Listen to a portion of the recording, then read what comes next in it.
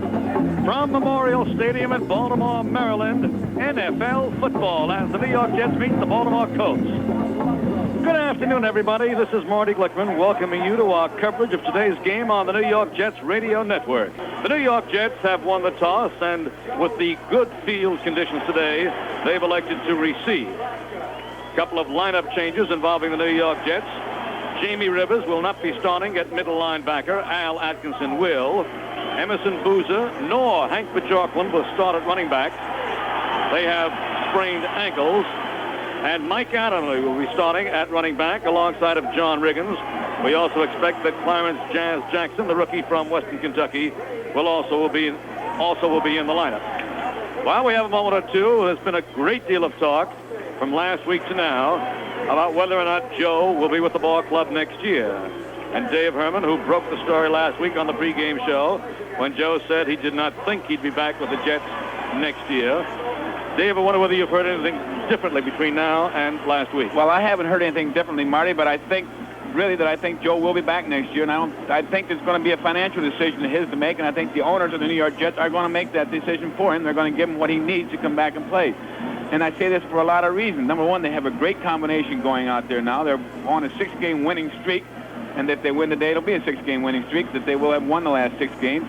Not only that, the New York Jets, you have to remember, cannot play any exhibition games at home. And so their big attraction is to get exhibition games where a lot of money is being made is because they have a Joe Namath. People will give them a game in another stadium, for instance, in a Dallas or in a New England Patriots or somebody like that. They will want to play the New York Jets because Joe is there. So I don't think that he will get out of New York. Well, next year or not, Joe is starting at quarterback, of course, today. And we'll be back. The game today is starting about 1 hour later than usual. Consequently, we have scores from other ballparks throughout the country. In the second quarter, Washington leads Chicago 7-0. Also in the second period, Philadelphia leads Detroit 14-0. Atlanta over Green Bay in the second period 10-0. And listen to this one. In the second quarter, New England 21, Miami 0. And of course, we will be bringing you scores all afternoon long. Here we're just about set for the start of things. In Baltimore, the officials for the ball game today, the referee is Fred Swearingen. The umpire is Tony Sacco. The head linesman, Jerry Bergman. The line judge is Ralph Vandenberg. The back judge is Gene Barth, and the field judge is Frank Kirkland. The New York Jets won the toss, as we said. They are receiving at the closed end of the stadium. And the Baltimore Colts in their blue jerseys with white helmets, white pants, and blue trim, ready to kick off. To do the kicking is Tony Linhart. 3-year veteran. He played no collegiate ball here in America. He was plucked out of Vienna, Austria. Soccer-style kicker, of course. Tony Linhart, 5'11", 178. Wears number 2. He's teed up the football at the 35-yard line. Lou Picone in deep safety at the 6-yard line, ready to receive the kickoff. Here we go. Linhart moves forward and boosts that ball high in the air. Not too deep. Picone waiting near the 12-yard line. Gets it. Starts up along the left side of the 20. Hit down at the 25-yard line. A high, hard tackle by Tim Berra. Tim Berra, B-E-R-R-A. That's right. Yogi Berra's son, 5'11", 185, number 84, Tim Berra, made the tackle at the 25-yard line, a 13-yard return. So it's 1st and 10 for the New York Jets. The ball is on their 25-yard line. Here we go. They go to the line of scrimmage. Barkham splits about 8 yards to the left side. David Knight flank wide to the right side. Rich Castor is the tight left end. The running backs, as we said, are Riggins and Adamley. Namath under the center. Now Barkham goes in alongside his tackle. Namath back to pass on first down. Sets up, throws deep down to the right side to David Knight. He's got it at the 45-yard line, and he's not got a bounce at the 46. On the very first play, a deep sidelong pattern thrown to David Knight, who caught it on the run long side, and he was not got a bounce immediately. It'll be 1st and 10 at the 46-yard line. And the Jets that time, the offensive line gave Joe plenty of time to throw the football, and that's going to be a big key out here as how the Jets are going to, how the outcome of the game is going to be if they can pass protect for Joe, because you know Joe can split this Baltimore Colts team apart with his passing.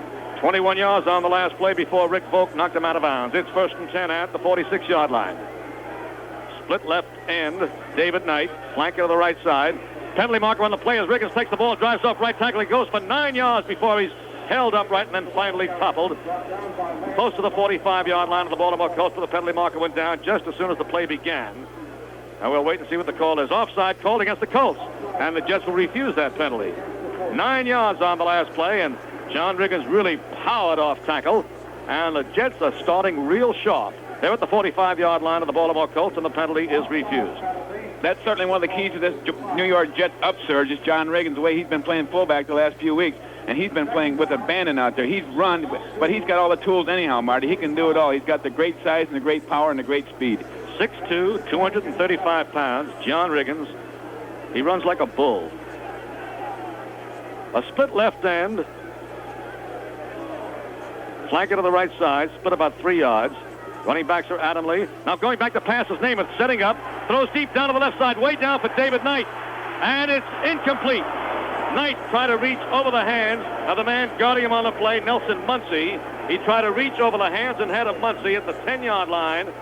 Failed to hold on to the ball because Muncy was right there in front of him, and the ball fell incomplete as Joe was going for all the marbles on that long, long pass. Well, he had 2nd and 1 at the 45.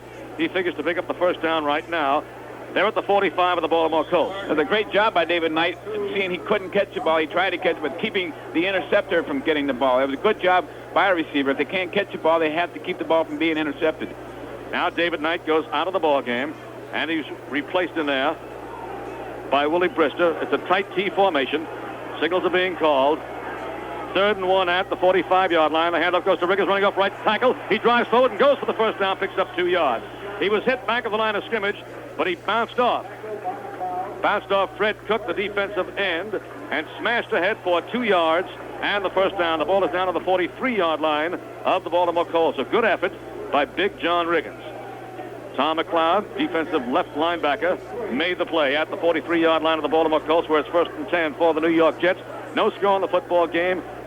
Just a minute gone in this first quarter. A regular pro set. Knight flank wide out to the right side. Barker split wide left. Running backs are Riggins and Adam Lee. Signals called by Namath. Take the snap, drop straight back. Penalty marker on the play. He throws down the middle, and it's caught by Richard Castor at the 32-yard line. He's down immediately to the 32. He's got a first down for the Jets, but a penalty marker was thrown down. And I think we're going to see the Baltimore Colts offsides again. The defensive ends are lining up offside, and they're calling. They call them a second time now. The first time was line up offside. This time the offside penalty is because they're lining up offside. And that is exactly the call. Play is good for 11 yards and a first down. Namath thus far is 2 for 3. He started this drive back at the 25-yard line of the Jets. Now he's down to the 32 of the Baltimore Colts. The Jets look sharp. Barkham splits wide out to the right side. David Knight flanks wide out to the left side. I formation of the backfield. Little Mike Adamley. He's 5'9", goes 193 pounds at halfback, playing in front of John Riggins in the I formation. Now they shift out of the I into the pro set. The backs are side by side. Namath takes the snap, drops straight back. Throws a quick square out to the left side to Knight. Knight runs out of bounds at about the 24. Play is good for 8 yards. It'll be 2nd and 2 at the 24-yard line. He was forced out of bounds on the near side by Nelson Muncy.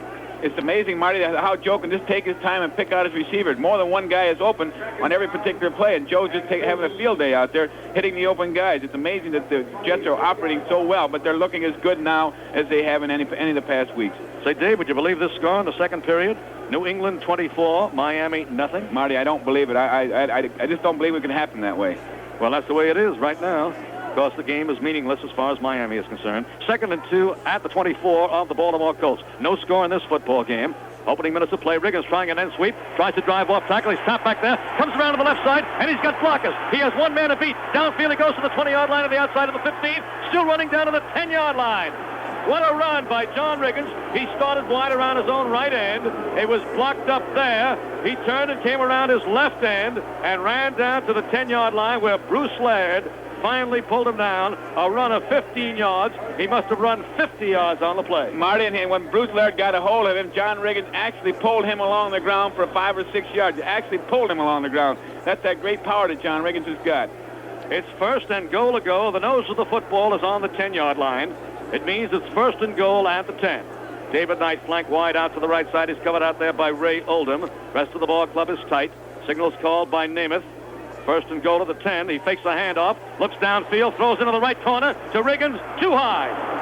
A tough pass for Riggins to try to catch. The ball was coming from directly behind him. He had to look directly back running. He reached up with his right hand, deflected the ball momentarily in the right corner of the end zone, and it fell incomplete. A very tough catch to make. And we're going to see that play again because Riggins was wide open, and Joe put the ball exactly where it belonged. John just didn't hang on to it, didn't get the handle of the football, but he was wide open. We should see that play again.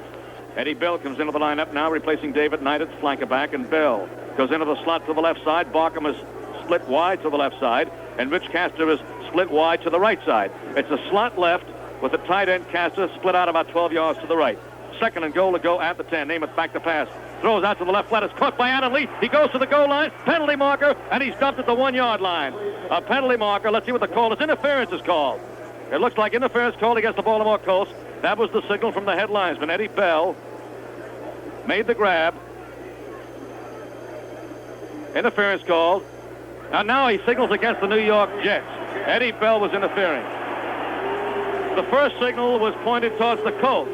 No question about it. And now the second signal is called against Eddie Bell of the Jets as he points the other way. Eddie Bell was in the slot position that time, Marty, and they're calling him for pushing off.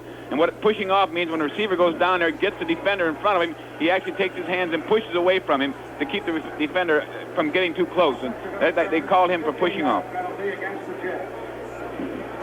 Second and 25 back at the 25-yard line. David Knight comes back into the lineup, replacing Eddie Bell. Eddie has to be a little bit embarrassed by that one. It would have been second and goal at the 1, but now it's second and 25 at the 25. Castor split very wide to the right side. Slot formation on the left side. Namath under the center. A long count. Offside. Now penalty markers all over the field. Namath throws deep into the end zone of Barkham. Touchdown! G. Barkham makes the grab. 7 yards in the end zone. The offside is called against the Baltimore Colts. Namath went right ahead despite the penalty markers being thrown all over the field. And G. Barkham ran a down and in pattern, a post to the inside. He was split wide left.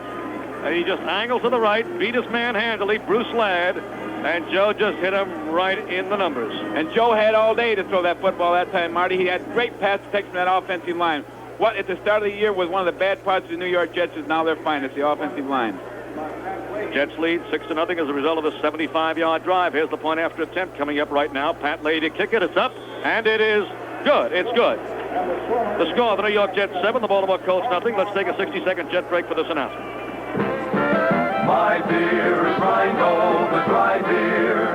Think of Rheingold whenever you buy beer. In 1958, Rheingold won the gold medals at the last European World's Fair in Brussels and at the International Exposition in Munich. The Lord Mayor of Munich had this to say when he presented the gold medal to Rheingold.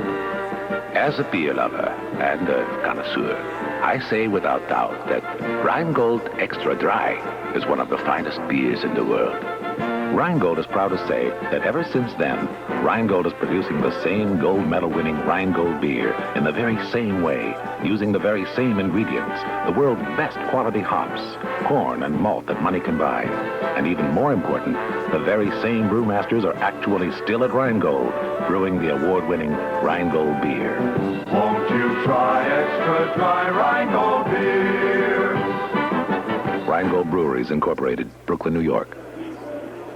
Pat Leahy ready to boot the football for the New York Jets. Cotton Spira and Bruce Ladd are ready to receive that kickoff back around their own 5-yard line. Leahy angles back slightly, soccer style. Number 5 raises his hand. He's kicking towards the open end of Memorial Stadium down here at Baltimore and boots that ball high in the air, way up there. Coming down to Cotton Spira at the 11-yard line. He up to the 20, the 25, along the left side of the 30, the 35, and down to the 40-yard line. Nice run back by Cotton Spira, the former Texas star. Tackle made by John Little. And we have little Mike Adamy out there. He's playing regular setback for the Jets on offense. He's also out there covering his special teams like always. He'd be the captain of the special teams. Little Mike Adamy throwing himself in front of that wedge. He's little in height only. Big in heart and big in body. He's 5'9", 193 pounds. Built like a blacksmith from the waist up. First and 10 at the 40-yard line. Here's a power I formation. Man in motion comes to the right side. That's Freddie Scott. Quarterback is Burt Jones. Now Scott sets to the right side. I formation in the backfield. Jones, a swing pass to the right to Lydell Mitchell. Hit back of the line of scrimmage. He drives forward for 2, and that's all he didn't get any yardage. He caught it at the 35-yard line, drove up to the 37. Burgess Owens came in and read the play for a 3-yard loss. It'll be 2nd and 13 at the 37 of the Baltimore Colts. A swing pass out to the right flat, back of the line of scrimmage. And Burgess Owens diagnosed the play perfectly. It's 2nd and 13 at the 37 now. The Jets go into a three-man front as Smicing goes to the sideline. 4 linebackers are in. It's a 3-4-4 defense. A regular pro set this time. Jones takes it and hands off to Oles. Oles trying to swing around his own right end. Makes the turn, drives upfield, and goes for good yardage up to the 45-yard line. He picks up 8 yards where Roscoe Word drives him out of bounds. He made a good play around Richard Neal. Playing defensive right end, they cut him down, and Billy Oles ran for 8 yards. It'll be 3rd and 5 at the 45-yard line. The last time the Baltimore Colts met the New York Jets, their running game is what won the ball game for them. They ran some well. Lydell Mitchell had such a great day, setting a record for number of carries by a Baltimore Colt. The Jets are going to have to shut the running game off to win this football game. Yes, the Colts won the ball game 35-20. I believe Mitchell ran 40 times during the afternoon. Again in motion to the right side comes Freddie Scott. Now he sets out to the right. 3rd and 5 at the 45. Going back to pass is Burt Jones. Setting up. Throws down the middle, and it's caught. A beautiful catch at the far side by Ray Chester. And Chester has the first down at the New York Jets 46-yard line.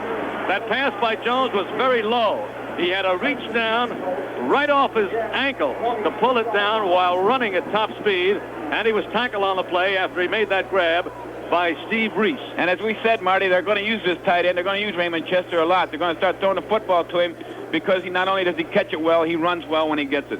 It's 1st and 10 at the 46-yard line of the New York Jets. And now the Baltimore Colts are coming back just the way the New York Jets started off at the start of the ball game. The Jets are leading 7-0. The Jets on defense. The Colts, Burt Jones fakes a handoff, back to pass, sets up, rushed, throws out to the left. It's intercepted by the New York Jets. John Ebersole has it along the right side, past midfield down to the 40-yard line, cuts back to the 30-yard line, and finally dropped at about the 25. John Ebersole, as Burt Jones was passing, he was hit. The pass wobbled crazily short, and Ebersole was there. And, Marty, that was all made possible by the great pass rush of Carl Barzilazzi. Carl Barzilazzi's got a great pass rush and knocked the ball free for Ebersole to intercept. And time is called. The score, the New York Jets 7, the Baltimore Colts nothing. We'll take a 60-second jet break for this announcement. You know. With Dave Herman, I'm Marty Glickman speaking to you from Memorial Stadium in Baltimore, where the New York Jets lead the Baltimore Colts by a score of 7-0. Less than 5 minutes are gone in this first quarter of play. The Colts mounted the drive, but Ebersole's interception, as a result of Barzilazzi's great rush, puts the Jets in scoring position again. 1st and 10 on the Colts' 26-yard line. Slot formation to the right side, split left end, fake handoff, back to pass is Namath, throws down the middle and deep. Knocked down, intended for Barkham at the 7-yard line. It was knocked down at the last moment. Barkham leaping high in the air for that. And once again, Joe Namath stepping into the pocket, had good pass protection. A little less time than on that touchdown pass to Barkham, but he stepped up into the pocket and was able to get rid of that ball. So it'll be 2nd and 10 at the 26-yard line. Rick Volk, leaping at the last time with Barkham, knocked the ball aside. The New York Jets offensively have Namath at quarterback. Riggins and Adamley are the running backs. David Knight at flanker. The ends are Barkham and Castor. The tackles, Woods and Hill. The guards are Rasmussen and Petz. The center is Wayne Mulligan. Again, they go into that passing formation, which they use most of the time. A slot left and a split right end. It's 2nd and 10 at the 26. They don't necessarily have to pass from this, but now Namath goes straight back, sets up, throws out to the right, and it's caught short yardage. Adamley has it, drives down to about the 13-yard line, 13 yards on the play, and a first down. Adamley going out of the backfield, circling over the backfield, and Tom McLeod and Mike Curtis, linebackers, combined to stop Mike Adamley. He circled out of the backfield, went down those 13 yards, and button-hooked. And as he turned, there it was, right there. And the Baltimore Colts are using that 3-4 defense, and 3-4 being the 3-down defensive linemen and 4 linebackers to try and slow Joe's passing down. Not very effectively, though. Joe has thrown 8 times, completed 5 for 8 for 78 yards, and a touchdown already. Again, the same passing formation, though they can run from it. Slot left, split right end is Castor. Back to pass is Namath. Throws out to the left flat. It's caught by Eddie Bell, and he's knocked out of bounds at around the 8-9-yard line. Picks up 5 yards on the play. Bruce Laird, number 40, drove him out of bounds. Ball placed down just inside, just about the 9-yard line. He picked up 4 yards on the play. It's 2nd and 6 at the 9. Once again, David Knight comes jogging into the lineup, replacing Eddie Bell, who just made that last grab. And Joe is now 6 for 9. Jets are leading by a score of 7-0. There are 9 minutes and 47 seconds remaining in this first quarter. Dominated thus far by the New York Jets. Now the slot formation goes to the right side, and Castor splits wide to the left side. Castor now being covered by Muncie. 2nd and 6 at the 9. Back to pass over to the right flat. A pass thrown too low for David Knight, incomplete. That time Joe was rushed, got rid of the pass in a hurry. It was thrown incomplete to the right flat at the 5-yard line. Intended for David Knight. Knight tried to scoop it up. That would have been a trap anyhow. Incomplete pass for the Jets. The Baltimore Colts are trying to blitz from that 3-man rush now to try and hurry Joe up to make him throw off balance a bit. And that time he wasn't rushed that much, just made a bad throw. He made a low throw. Otherwise, it would have been completed. 3rd and 6 at the 9-yard line. We can anticipate a field goal attempt, I expect, in case they don't make the yardage. It's 3rd and 6 at the Colts 9. It's a flanker T formation this time. On the flank is Knight. The rest of the ball club is tight. Namath hands off to Riggins. Riggins trying to swing wide. Is driven back. Tries to turn the other way again. He's run all the way back to the 22-yard line. But his forward progress stopped 10 yards up further at the 12. And here comes the field goal kicking team on the field now. And he had all the Baltimore Colts, almost 5 or 6 guys before he finally went down. Riggins started around the right end on that power sweep and wanted to cut back, the same play he made before, but he didn't get the cutback made. Joe Ammon and Stan White throw him down. Ball is at the 13-yard line, where it's 4th and 10 at the 13. A 30-yard attempt coming up now from the 20-yard line means it's a 30-yard attempt. Greg Gant will hold. Pat Leahy will try it. The angle is to the left. The ball is snapped. Kicked. It's up. High enough, deep enough, and it's no good. It's wide to the left. Wide to the left. Time is out. The score, the New York Jets 7, the Baltimore Colts nothing. Let's go out to the side as he play. Incomplete. Intended for Freddie Scott, who was set out to the right side as a flanker. The pass was thrown poorly behind him. He just got a hand up and deflected the pass. So it'll be 2nd and 10 at the 20-yard line. Here's the Colts offensive unit. Bert Jones, third-year man, is the quarterback. A rangy 6'3", 205 out of LSU. He's the son of Dub Jones, the former great halfback for the Cleveland Browns of many years ago. Bill Oles and Lydell Mitchell, the running backs, and Freddie Scott as a flanker. Roger Carr back. A handoff to Billy Oles on a quick draw. He drives up the middle, goes for 1 yard. That's off to the 21-yard line. And he stopped on the play as Billy Oles is tackled by Richard Neal. Up front, Roger Carr and Ray Chester are the ends. Carr is a rookie from Louisiana Tech. Freddie Scott, the other wide receiver, is also a rookie from Amherst. The tackles are David Taylor and Dennis Nelson. The guards are Glenn Ressler, the 11-year veteran, and Elmer Collette. And the center is Ken Mendenhall, no relation to John of the Giants.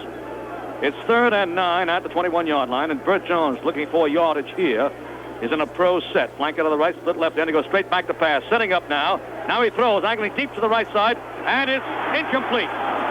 It's ruled incomplete. He caught it, but he caught it out of bounds on a deep sideline pattern.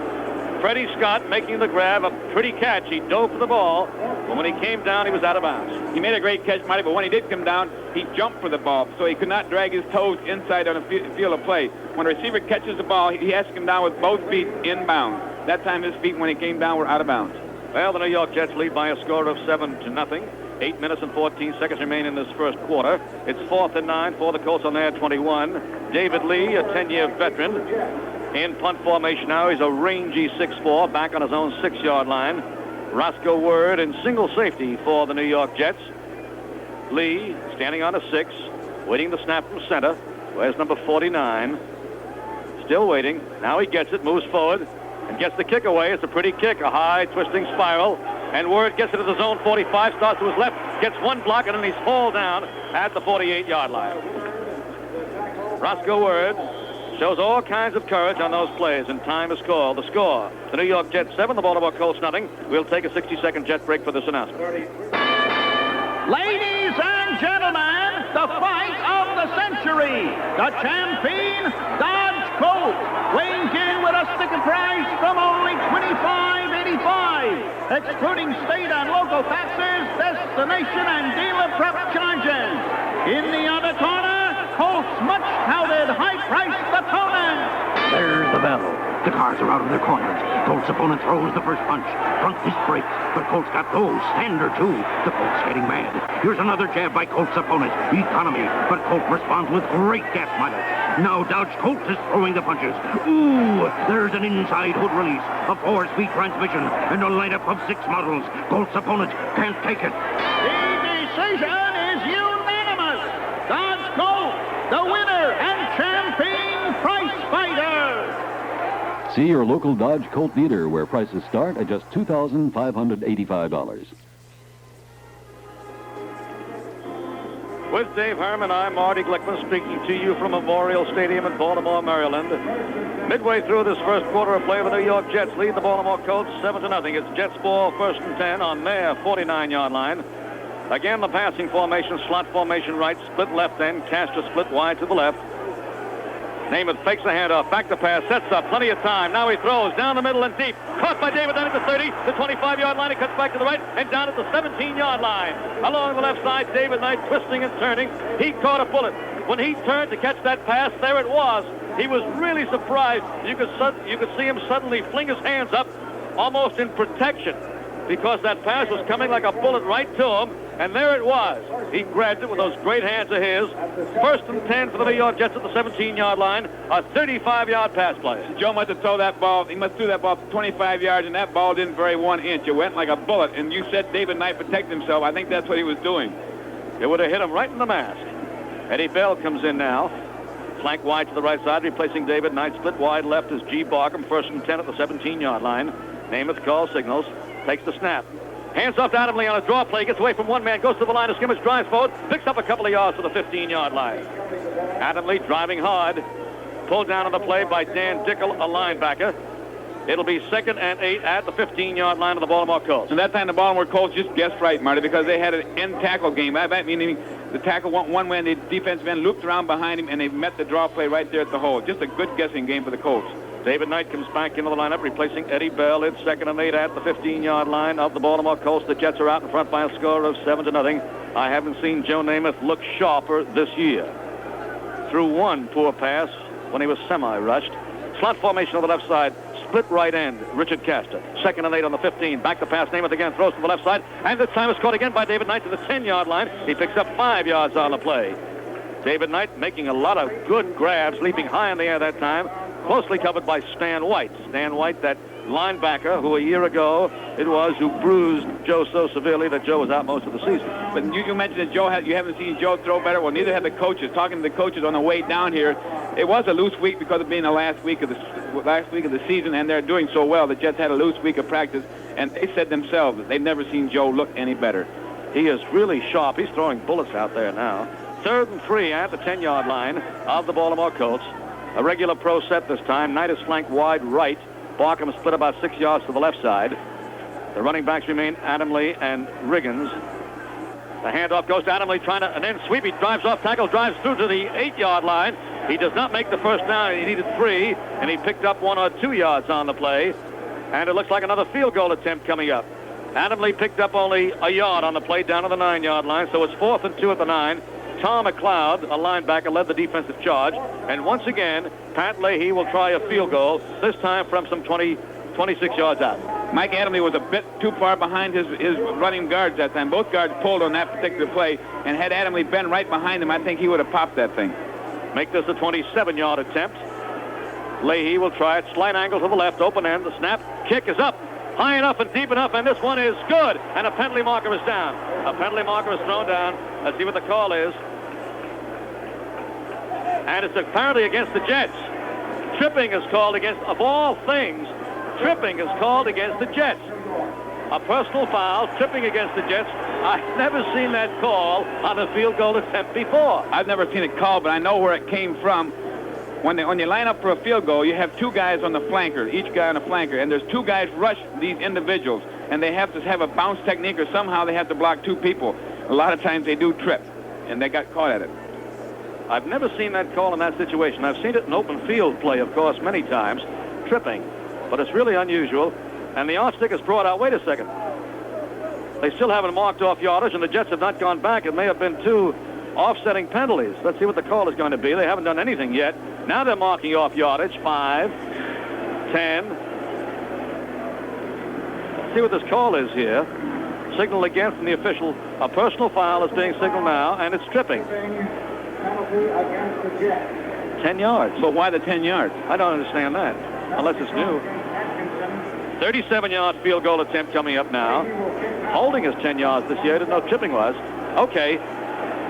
37-yard field goal attempt. Ball is snap, placed down and booted. It's partially blocked. It goes down to the goal line. Near the goal line, it's rolling around at the 2, and it's rolling dead at the 2-yard line. Touchdown, and it's like a punt. That's where the ball is. That's where it's going to be, at the 2-yard line. It was touchdown by the Jets while still in play, but they're bringing it back because of the new rule this year, back to the spot of the previous down. It didn't cross the goal line. The ball was blown dead. Had it been touched down by either club before the ball was blown dead, it would have been there. But it was blown dead first and then touched. So the ball comes out to the spot of the previous down.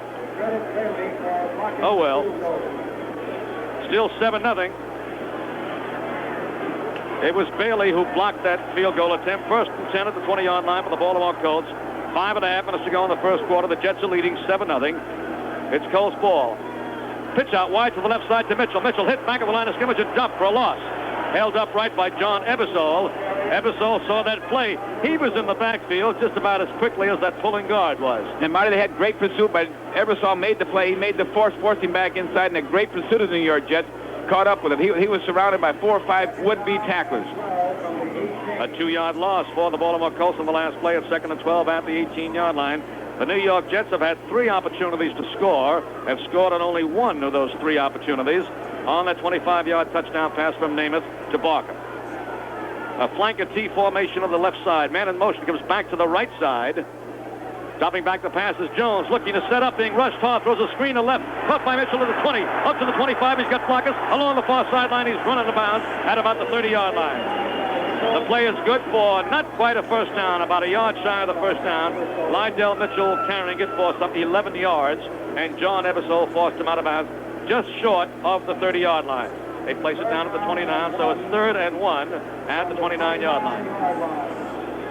Mitchell came into the ball game today with 59 pass receptions. He leads the league in that category. That was his 60th of the season, having quite a year. John Andrews comes in at fullback now, replacing Billy Oles. So it's Mitchell and Andrews in the backfield. Scott split wide out to the right side. The rest of the ball club is tied. It's 3rd and 1. Defense is packed and solid. Up the middle comes Andrews. He scrambles forward, and he may or may not have made it. Let's see. Looks as though he did. The Jets came up with the football, but after the whistle sounded, it's first down for the Baltimore Colts, just over the 30-yard line of the Colts. Andrews carried it in, fumbled after he was down. Ball placed down at the 31. Picks up 2 on the play, makes it 1st and 10 now at the 31-yard line of the Baltimore Colts. The Jets lead in the game 7-0. They've dominated this first quarter of play, yet they only have 1 score. They had 3 attempts deep in Colt territory, cashed in on only the first attempt. Split left end is Roger Carr. Flanker wide to the right side now is Freddie Scott. 1st and 10 at the 31. Back to pass. Jones making a handoff. Throws down the middle. And it's caught by Ray Spencer at the 25 of the Jets. He runs it down to the 42, and he's pulled down there by Al Atkinson. A beautiful pass. A bullet thrown by Burt Jones. And Ray Chester going deep downfield, turned and button hooked back. Caught it, drove downfield to the 42 of the New York Jets, where it's 1st and 10 at the 42 of the Jets. 27 yards on the play. 1st and 10 at the 42 of the New York Jets. Ball is midway between the sidelines. Power I formation. So they shift out of the power I as Freddie Scott comes over as a flanker to the right side. So it winds up a regular pro set. The running backs are Oles and Mitchell. Burt Jones takes it. Hands off to Mitchell. A power sweep around his own right end. He makes the turn, drives downfield inside the 40. Knocked out of bounds at about the 38-yard line. Picks up 4 yards on the play. Al Atkinson driving him out of bounds. Atkinson playing middle linebacker in place of Jamie Rivers. It'll be 2nd and 6 at the 38 of the New York Jets. The New York Jets leading in the game 7-0. But now the Colts are threatening. 2 minutes and 59 seconds to go in this first quarter. The Baltimore Colts, Marty. The Baltimore Colts are looking pretty well on offense. Had it not been for that intercepted pass, they looked pretty well the first series. Now this series, they certainly look good. They're moving the football down the field. It's 2nd and 6 at the 38-yard line of the Jets. The Jets lead 7-0. Roger Carr splits wide out to the left side. Man in motion comes to the right, Freddie Scott, but he usually sets to the right. Now he is set out there. I formation on the backfield. Oles in front of Mitchell. Signals called. The handoff to Oles. He drives up the middle, goes for 5 yards before he stops. From the 38-yard line down to the 33-yard line. Richard Neal leading the defensive charge. Also helping out on the play is Phil Wise. Down to the 33, makes it 3rd and 1 at the 33-yard line. And they may measure on this one. It's very close to the first down. No, they don't. 3rd and 1 at the 33. New York Jets leading 7-0. Their score came on a 25-yard pass from Namath to Barkham. The first time they had the ball, they drove 75 yards for the score. And so many times you see a blocked field goal turn the momentum against the football team like it has happened here. The blocked field goal that the Colts blocked has given the Colts momentum, added momentum to get this score. Short yardage formation, a flanker to the right side. The rest of the ball club is tight. The Jet defense packed in solidly. 3rd and 1 at the 33. The handoff goes to Olds. He stopped. Pulled down, and he may not have made it. He was hit back of the line of scrimmage, but then he squirmed free and drove up until Barzalauskas held him. And now it is the first down. He was stopped originally, but he kept his drive, Billy Olds did. Circled to his right a couple of yards and then drove forward for the yard necessary for the first down of the 32. So it's 1st and 10 at the 32 of the New York Jets. The Colts started this drive on their 20-yard line. Then out of the Jets' 32-yard line. Bert Jones running the ball club, a rangy 6'3", 205-pound quarterback, wears number 7. Split left end is Roger Carr. Now Scott comes over to the right side and sets right. So it's a regular pro set. Back to pass is Jones on first down. Throws over the middle of the left side. It's caught by Mitchell. Mitchell will lose one man at the 25, drives down to the 21. Stopped at the 21-yard line. 11 yards on the play and a first down. Al Atkinson and Roscoe Word combine to stop him. That's pass reception number 61 for Lydell Mitchell. 1st and 10 at the 21 of the New York Jets. John Ebersol had him there. John Ebersol had him after a 5-yard gain. As soon as he caught the ball, Ebersol hit him, but Ebby had his head down. When they're tackling, when a football player makes a tackle out there, he's got to keep his head up. If you drop your head, you have a chance of missing him. That's what happened to John Ebersol. Well, it's 1st and 10 at the 21-yard line of the ball of the New York Jets. The Baltimore Colts in possession of this ball, threatening the New York Jets. Signals being called by Bert Jones. Takes it, hands off to Olds. Olds trying to circle his left end. He drives downfield, picks up good yardage. Maybe 5 yards on the play before Roscoe Word can cut him down. He's inside the 20 down. Picked up about 4 on the last play. Let's see where they place it inbounds. Place it down close to the 17-yard line. 4 yards makes it 2nd and 6 at the 17. Billy Olds, a rugged fullback at 6'1", 224 pounds. Lydell Mitchell is 5'11", 204 pounds. He's a 4-year veteran out of Penn State. Mitchell having a fine year for the Baltimore Colts, one of the few. Roger Carr splits wide to the left side. And again, coming in motion to the right is Freddie Scott. Those two are rookies, the 2 wide receivers. 2nd and 6 at the 17-yard line. A quick pitch over the middle caught by Ray Chester. He's down to the 10-yard line and he's knocked down by Al Atkinson. That time, Bert Jones just raised up, threw to the tight end, Ray Chester, right over the middle, just a little toss about 4 yards down as the first quarter comes to an end. And when the second quarter starts, it'll be 1st and goal to go at the 10. With Dave Herman, I'm Marty Glickman speaking to you from Memorial Stadium in Baltimore, Maryland, where the New York Jets are leading the Baltimore Colts by a score of 7-0 going into the second quarter of play. Colts have the ball, 1st and goal to go at the 10-yard line. And the Colts are moving now, Marty. It's up to the Jets to shut them down. If the Colts get a score here, they're going to make a real tough football game out of this. Okay, the Jets had 3 chances to score. One resulted in a missed field goal. The second resulted in a blocked field goal. Now it's 1st and goal at the 10-yard line for the Baltimore Colts. They shift into a regular pro set. Bert Jones under the center and calling signals. Takes the snap, goes back to pass on first down. Throws over to the left side. It's caught at the 6-yard line by Mitchell, and he's downed immediately by John Ebersol. Ebersol made the hit. Immediately a 4-yard gain. It'll be 2nd and goal to go at the 6-yard line. 7 for 10 for Bert Jones thus far today. He has a hot hand passing. The ball is very close to the 5-yard line. We'll call it 2nd and goal at the 5. I think they'll be changing that coverage. The New York Jets have been trying to cover Mitchell with Ebersol. I think they'll be changing that coverage to put somebody else on him because they've been very effective hitting Mitchell out there in the left flat. 2nd goal to go at the 5-yard line. Roger Carr splits wide to the left, and again they go into the pro set. The running backs are Olds and Mitchell. The tight end is Ray Chester. Signals called by Jones. He takes it, looks downfield, throws over the middle. It's blocked right in the line. Incomplete. It looked like maybe Big Barzalauskas or Neal. I think Barzalauskas knocked that pass down as it was being angled to the right side, intended for Freddie Scott. So it'll be 3rd and goal to go at the 5-yard line. Here's a critical play in this ball game right now. It was Big Barzo that knocked the ball down, and that's a big target to throw over. Big Barzalauskas is 6'6", 6'7", and when he sticks those arms up, that's a lot of man to throw over. And you can't throw around him either. He's that wide. 3rd and goal to go at the 5-yard line. Don McCauley is in at running back now. 3rd and goal at the 5. Back to pass is Jones, setting up now. Throws over the middle. Touchdown! Lydell Mitchell makes the grab right in front of John Ebersol. Lydell Mitchell catches another one. He caught it right at the goal line as John Ebersol was reaching over his shoulders to knock it away. The ball was by and into the gut of Mitchell for the score. It's 7-6, an 80-yard drive by the Baltimore Colts. And they didn't change their coverage fast enough because Lydell Mitchell was covered that time man-on-man by John Ebersol. Tony Linhart will try the point after touchdown, soccer style, number 2. Signals call, the ball a snap, placed down and booted. It's up, and it's good. It's through there. The score, the New York Jets 7, the Baltimore Colts 7. Tony Linhart has teed up the football. This ball game is tied at 7-7. Lou Picone waiting back at his own 4-yard line. He's the deep man. Signals Linhart indicating both sides. His right and left are ready, and now he starts forward at an angle to boot that ball, soccer style, and he kicks it high in the air, very high.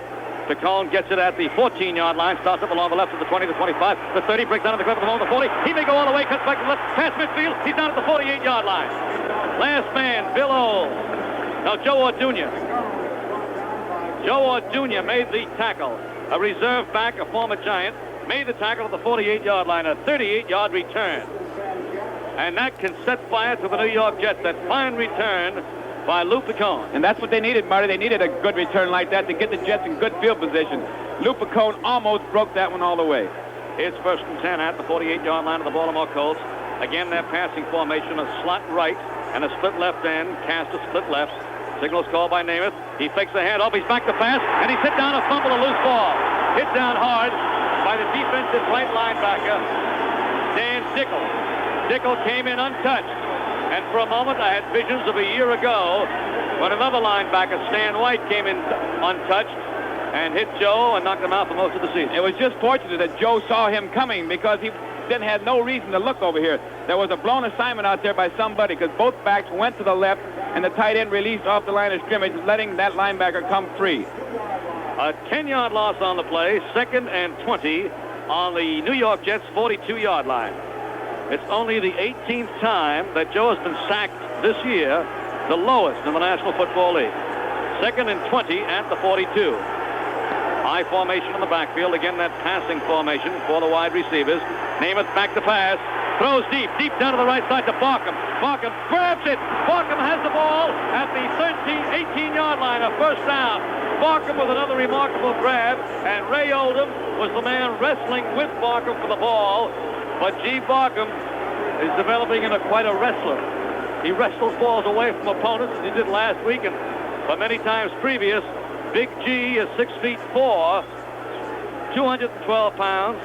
Ray Oldham is 6 feet, 200 pounds.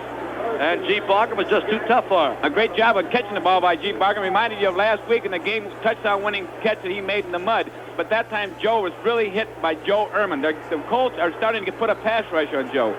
The play was good for 45 yards, and the Jets threaten again. 1st and 10 on the 18-yard line of the Colts.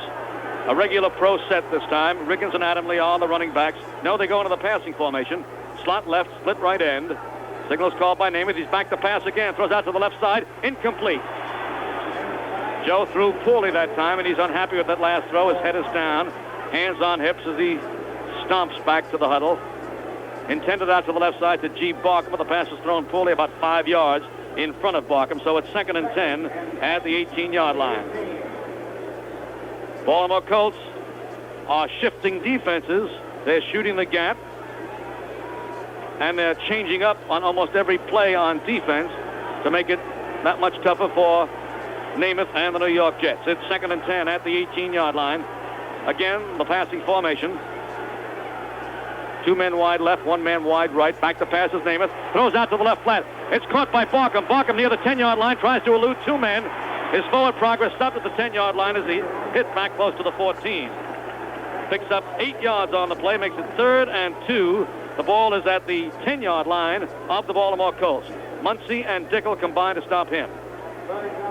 Are they using a three-man rush in there? Yeah, they've been using a three-man rush ever since Joe started hurting them early in the football game. But off that three-man rush, they're blitzing. They're blitzing almost every down. They're coming with one linebacker or another. Every down they're coming with somebody to try and confuse him and to confuse his offensive pass protection. Short yardage situation. The three running backs are Riggins, Adamley, and Burns. It's a straight T, the straight T formation. 3 men across the bar of the T. 3rd and 2 at the 10. Will Joe go for it with a run or a pass? It looks like an offside against the Colts. It is offside. Riggins drives off right tackle. He picks up a yard or 2, but it doesn't matter because the Colts were offside. It'll be a first down called for the New York Jets. 1st and goal to go at the 5-yard line. Stan White, the linebacker, looking to shoot the gap to blitz, was across the line of scrimmage before that ball was snapped. And the yardage is being marked off now. It'll be 1st and goal to go.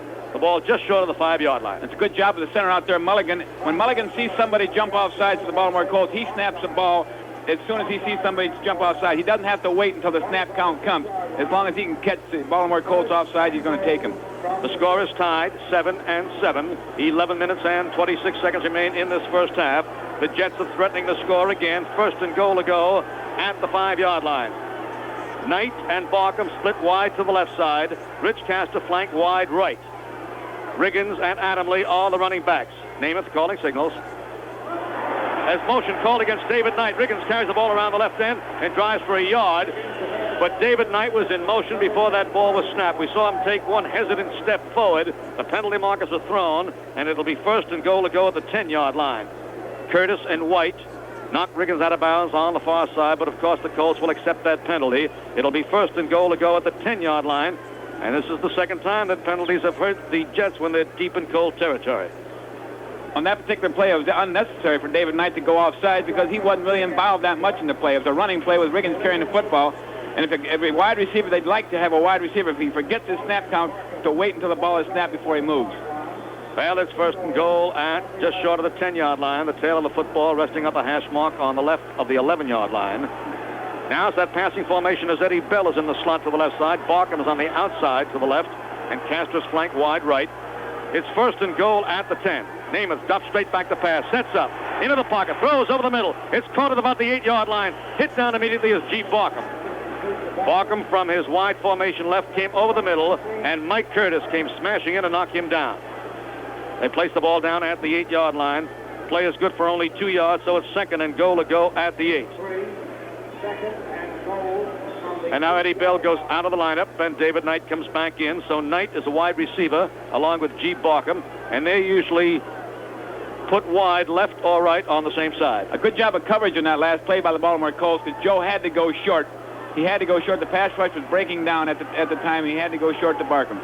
2nd and goal to go at the 8-yard line. And Knight and Barkham are split wide left, Castor flank wide right. Back to pass. Penalty markers on the play. It looks like offside called. Adamley takes it, drives down to the 1-yard line, and he's dropped at the 1 off right tackle. Penalty markers are down. Looked like the Colts may have been offside. Offside is called against the Colts. And I think it's close enough for it to be a first down as well. Let's see where it is. No, it was 1st and goal to go at the 5-yard line at the outset. No, it's no first down. It may be. I think they're going to refuse that penalty because it would bring it down to the 4-yard line, but right now they're at the 1-yard line. It'll be 3rd and goal at the 1. And that's a good job of heads-up football by little Mike Adamley. The Baltimore Colts saw the flags going sort of relaxed, and Mike Adamley almost got a touchdown. He went right down to the 1. Joe Namath is talking with the officials. It'll either be 2nd and goal at the 4 or 3rd and goal at the 1. Tough call right here. I would say it's a tough call because if they don't take the penalty, they're going to lose the down. If they do take the penalty, they're going to keep the down the same. Well, they refused the penalty. Namath refused the penalty, and the ball is inside the 1-yard hash mark at the right side. The tail of the football is at the 1-yard line, so they have 2 feet to go. It's 3rd and goal to go. About 2 feet out. Burns, Adamley, and Riggins are the running backs. There are 3 fullbacks in there right now, and Dave Herman points to John Riggins' name on our spotting chart as if to say Riggins is going to carry it. Well, let's see. 3rd and goal to go at the 1. Signal's called. It goes to Riggins. He goes over and in. Touchdown. Nice call, David. He drove off right guard and hurdled his way in. He wasn't going to be stopped that time. Nobody's more pleased about John Riggins than Coach Charlie Winter. Coach Charlie Winter thinks John Riggins is playing the kind of football that he knows John Riggins can play. John Riggins is a super football player. 13-7, the New York Jets lead the Baltimore Colts now with 10:23 to go in this first half. Point after attempt coming up. They're driving in, or they drove into the closed end of Memorial Stadium. It's a horseshoe stadium, wide open on one side, all closed in on the other. Signals call, the ball a snap, placed down and kicked. It's up and it's through there. And the score of the New York Jets 14, the Baltimore Colts 7. Let's take New York Jets now kicking off to either Cotton Spira or Bruce Ladd, standing back on their 5-yard line. There's Leahy's kick, high in the air and fairly short. Coming down to Spira at the 10-yard line. It comes up along the left side of the 20, 25 along the left, dodges 2 men and goes over the 30-yard line to about the 32, where he's knocked down hard. Right down to the bottom of the pile, you might expect Mike Adamle and Phil Wise. Emerson Boozer and Hank Bajorkland, who were hurt last week, are not playing thus far today. A momentary altercation out there between Phil Wise and one of the Baltimore Colts. Ball is placed down at the 31-yard line, and it'll be 1st and 10 for the Colts there. 1st and 10 on their 31, with the New York Jets leading 14-7. There are 10 minutes and 14 seconds remaining in this first half. The Colts break the huddle and come to the line of scrimmage. Carr splits wide out to the left side. They line up in a power I, but Freddie Scott, the flanker back, usually goes in motion. Now he goes in motion to the right side, stays in motion, a pitch out wide right to Mitchell, trying to circle the right end, tries to make the turn, drives upfield, picks up yardage, cuts back. He's got about 8 yards on the play before he's dropped at the 39-yard line. Richard Neal made the tackle, Lydell Mitchell carrying. Boy, he's a tough halfback to handle. He is a tough guy to handle. Petey Sowles made a great play out there. The power sweep was coming out there with blockers ahead of Lydell Mitchell, and Petey Sowles knocked them both down. But the thing was, he didn't have the great pursuit that they've been having in the first quarter. They didn't have that great pursuit to make the play. Picked up 9 yards, Mitchell did on that last one. He now already has 5 catches today, 5 pass receptions, for a total of 64, which is a new National Football League record for running backs. 2nd and 1 at the 40-yard line of the Baltimore Colts. Mitchell goes in motion to the right side. The handoff goes to Oles. Oles drives up the middle, picks up the first down and more, keeps driving, and goes to 5-6 yards before he stopped up around the 46, 47-yard line as Billy Oles carried. Tackled by Phil Wise. He made 7 on the play up to the 47-yard line, and it's 1st and 10 at the 47. Billy Oles, the fullback, Lydell Mitchell, the halfback. It's 1st and 10 for the Baltimore Colts as they trail the Jets 14-7, now with 9 minutes remaining in this first half. And the Colts are making quite a football game out there. They're not giving up at all. They're going right after the New York Jets. They're running the football very well. Again, Carr, a rookie, splits wide to the left side. Another rookie, Scott, goes in motion on the right side. Then he sets his flanker wide right. Running backs are Oles and Mitchell. Quarterback, Burt Jones, takes the snap, drops straight back, throws a quick square out to the right side, and it's incomplete. In and out of the arms of Lydell Mitchell. No, not Mitchell, but Freddie Scott. Freddie Scott wears number 86, Mitchell number 26. A penalty marker is thrown down at the same time. Let's see what the call is. It appears like they caught Ralph Baker trying to hold Raymond Chester coming off the line. Ralph, being a strong, at that time, was a strong side linebacker, he plays heads up on Raymond Chester, the tight end. It looked like he held him coming off the line. It was holding called against Ralph Baker, an automatic first down at the 48-yard line of the New York Jets. So it's 1st and 10 at the 48 of New York. Baltimore Colts in possession, but the Jets lead 14-7. Both teams able to move well against each other thus far today. Again, they're in the regular pro set with Scott flank wide right, Carr split wide left. The handoff goes to Mitchell. He drives up the middle, spins forward for 2 yards up to the midfield line. Mitchell spinning up the middle, and Richard Neal slicing in from end, helped out by Al Atkinson. They combine to make the tackle at the 45-yard line of the New York Jets. 3 yards on the play. It'll be 2nd and 7 at the 43. As long as the New York Jets are only 7 points ahead, the Baltimore Colts can continue to run like that. I'm sure the Jet defense would like to see Joe put another 7 points on there and get a 14-point lead and start forcing Burt Jones to throw the football. Well, now it's 2nd and 7 at the 45-yard line of the New York Jets. Again, they're in that pro set. Carr wide left, Scott wide right. Back to pass is Jones, setting up now. Throws angling on the left side. Knocked down with the ball by Roscoe Word is Lydell Mitchell. What a play by Roscoe Word. He timed it perfectly. He could not get in front of Mitchell, who'd come around the left side, circling out of the backfield. He could not get in front of Mitchell to knock the ball away, but he timed his jump right into Mitchell, so that when the ball got to Mitchell, he got to him also and knocked Mitchell and the ball flying. And that's that different pass coverage we were talking about, saying the Jets had to go into a different coverage and take Ebersol off of Mitchell one-on-one. That time, Roscoe Ward stayed right there in a short flat to take the pattern. It's 3rd and 7 at the 45-yard line. Again, the same pro set, a passing situation, and Jones does go back to pass. Sets up, throws down the middle. It's deflected, incomplete. High in the air, Phil Wise going after it. Couldn't get to it because Burgess Owens deflected that pass. Intended for Ray Chester. It was incomplete. So it's 4th and 7 at the 45-yard line. And as you point out, Dave, the Colts don't seem to be as effective with Burt Jones throwing on almost every down. No, and that's what the Jets want to do. They want to get him in a position where he has to throw the football because he's not that good of a passer, and they don't have that great of a passing attack. The great part of their attack is throwing to the halfbacks coming out of the backfield. Well, it's 4th and 7 at the Jets' 45, and David Lee drops way back in punt formation, back to his own 40-yard line. Roscoe Word is back on his own 10-yard line. He's tricky back there. 10-man front for the New York Jets, looking to try to block this kick, apparently. They're 10 men on the line of scrimmage, and Word is well back. Snap comes back. Here's the kick, and he just does get it away. A perfect kick coming over the near side to Roscoe Word. Royd lets it bounce, and it goes into the end zone for the touchback. At the half, New England 24, Miami 17. In the second quarter, Giants 7, St. Louis nothing. Jets ball, 1st and 10 at the 20-yard line. Signals being called by Joe Namath. He takes it, hands off to Riggins. Riggins drives off right tackle, goes to the outside of the 25 to 30-yard line. Along the near side, he's knocked out of bounds at the 33-yard line. A 13-yard run, a beauty. Off tackle smash, and Riggins that time was playing the halfback position, the deep back in the I formation, Adam Lee playing fullback. And Marty, they've been switching back and forth all game long. One time, John Riggins will be in a normal fullback position. Next time, he'll be in the halfback position. The Baltimore Colts are using that 3-man defensive line again, and Joe's going to start attacking it the way he did then inside his offensive tackles. Riggins has carried 6 times for 36 yards thus far. I make that to be a 6-yard average. 1st and 10 at the 33-yard line. Regular pro set for the Jets. Namath back to pass, setting up. Looks downfield, throws angling to the left. Caught by Barker at the 39-yard line. Knocked out of bounds at the 39 on a quick square out left. Rich Castor it is, I'm sorry. Rich Castor on a quick square out to the left side. Number 88, Rich Castor, of course. He picks up 6 yards on the play, so it'll be 2nd and 4 at the 39-yard line of the New York Jets. The Jets are leading 14-7 with 7.5 minutes to go in this first half. And as long as Joe's pass protection keeps holding up that way, he can put Richard Castor way out there as a split in. And that's the luxury of having a good pass protecting outfit, a good pass protecting offensive line, being able to get your tight end way out in that pattern. Eddie Bell is in, replacing David Knight. He's flanked wide right. Rest of the ball club is tight. I formation in the backfield. The hand off to Riggins. At halfback, he starts left.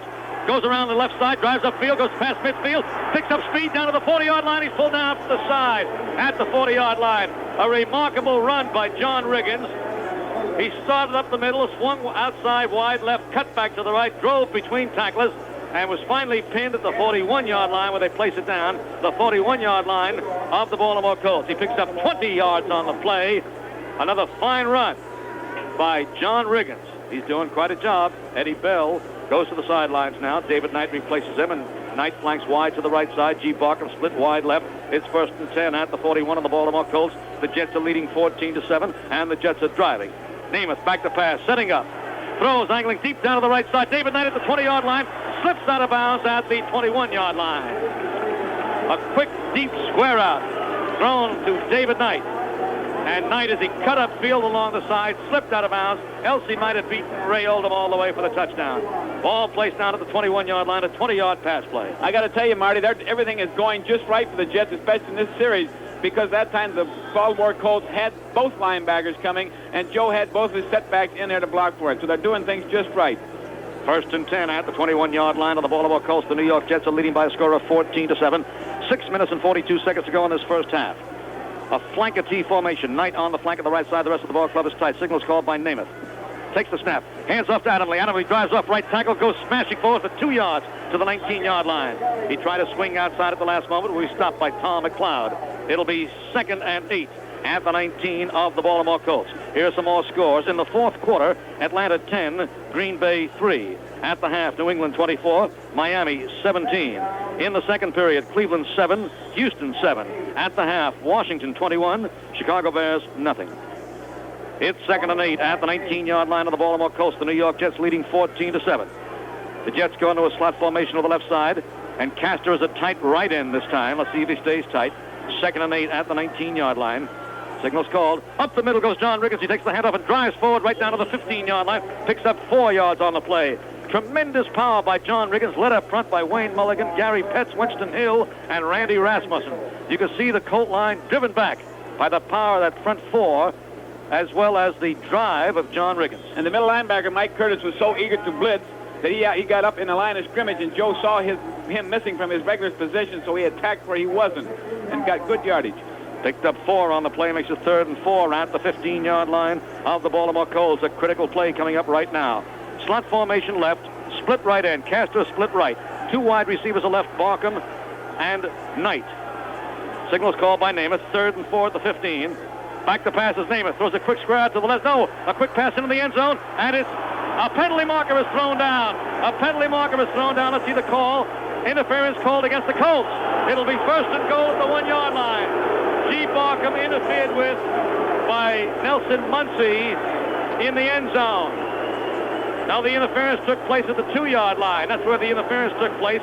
So it's 1st and goal to go at the 2. And I tell you, that's one reason right there I can't believe Joe Namath going anywhere to play football except here, because he has those great receivers. That time, all he did was put that ball real high in the air, and he knew he had the guy to get down there underneath it. He knew Chief Barkham wouldn't catch the football. Crowd of about, I would guess, between 20 and 25,000 on hand here today.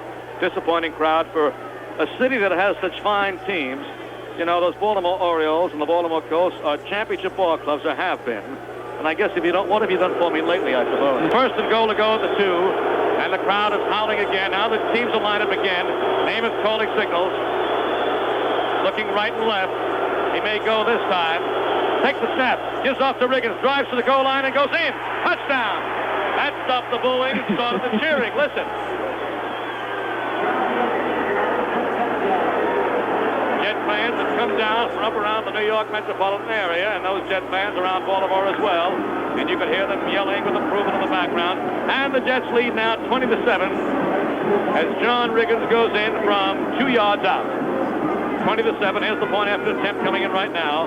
Leahy to kick it. Greg Gant, the punter, to hold. Gant has not punted today. Signals called. Ball to snap. Placed down and kicked. It's up and it's through there. The score, the New York Jets 21, the Baltimore Colts 7. Timmy Vera gets the kickoff and drives up along the left sideline of the 27-yard line, where he's stopped by the New York Jets. Tim Vera stopped by Mike Adamley, number 1 again in on the tackle, and helped out by Steve Reese, the linebacker for the New York Jets. Well, it'll be 1st and 10 for the Baltimore Colts. The ball is at their 27-yard line. The New York Jets are out in front by a score of 21-7, and there are 4 minutes and 59 seconds to go in this first half of play. Joe Namath is really sharp thus far today. 3 long drives by the New York Jets, engineered by Joe. He's 13 for 18, passing for 198 yards. It's 1st and 10 at the 27. Back to pass is Burt Jones, setting up a screen coming up. He throws over the middle, and it's incomplete. Intended for Lydell Mitchell, and a penalty marker as well. A penalty marker apparently against the Colts. They're pointing to the Baltimore Colts. A penalty marker was thrown. And it looks like one of their offensive linemen was downfield, an ineligible pass receiver being downfield. When the ball is thrown, all linemen have to be on their own side of the line of scrimmage. There's the signal now. Hands on head by referee Fred Swearingen, indicating ineligible receiver downfield. 1st and 10, and the Jets may elect to refuse the penalty. Let's see if they do. They're talking now with Ralph Baker, defensive captain.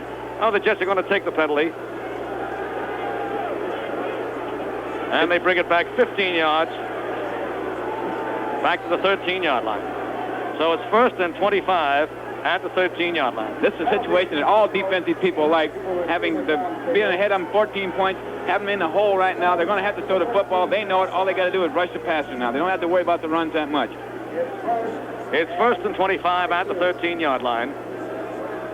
Baltimore Colts huddle up around their own 5. The Jets are out in front by 14 points.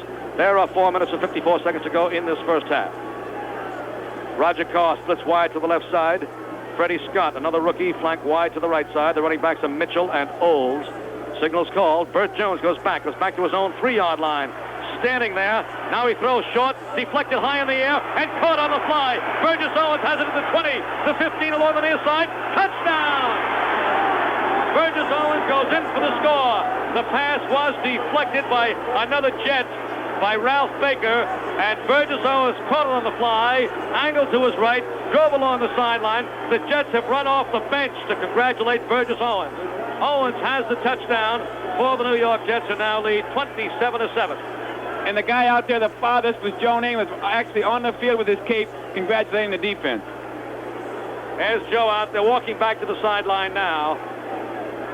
His great big green cape, his helmet in hand. On the play, it looks like Freddie Scott may have been jarred, and he's being helped to the sideline. But here's the point after coming up for the 28th point for the New York Jets. Just as you said, where the defense likes to get the offense deep in their own territory, and it paid off that time, David.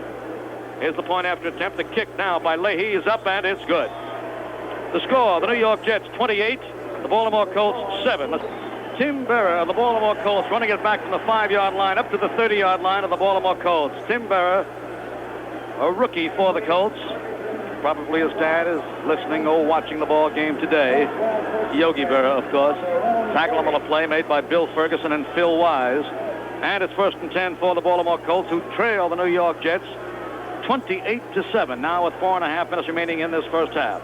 Burt Jones almost has to pass on almost every down.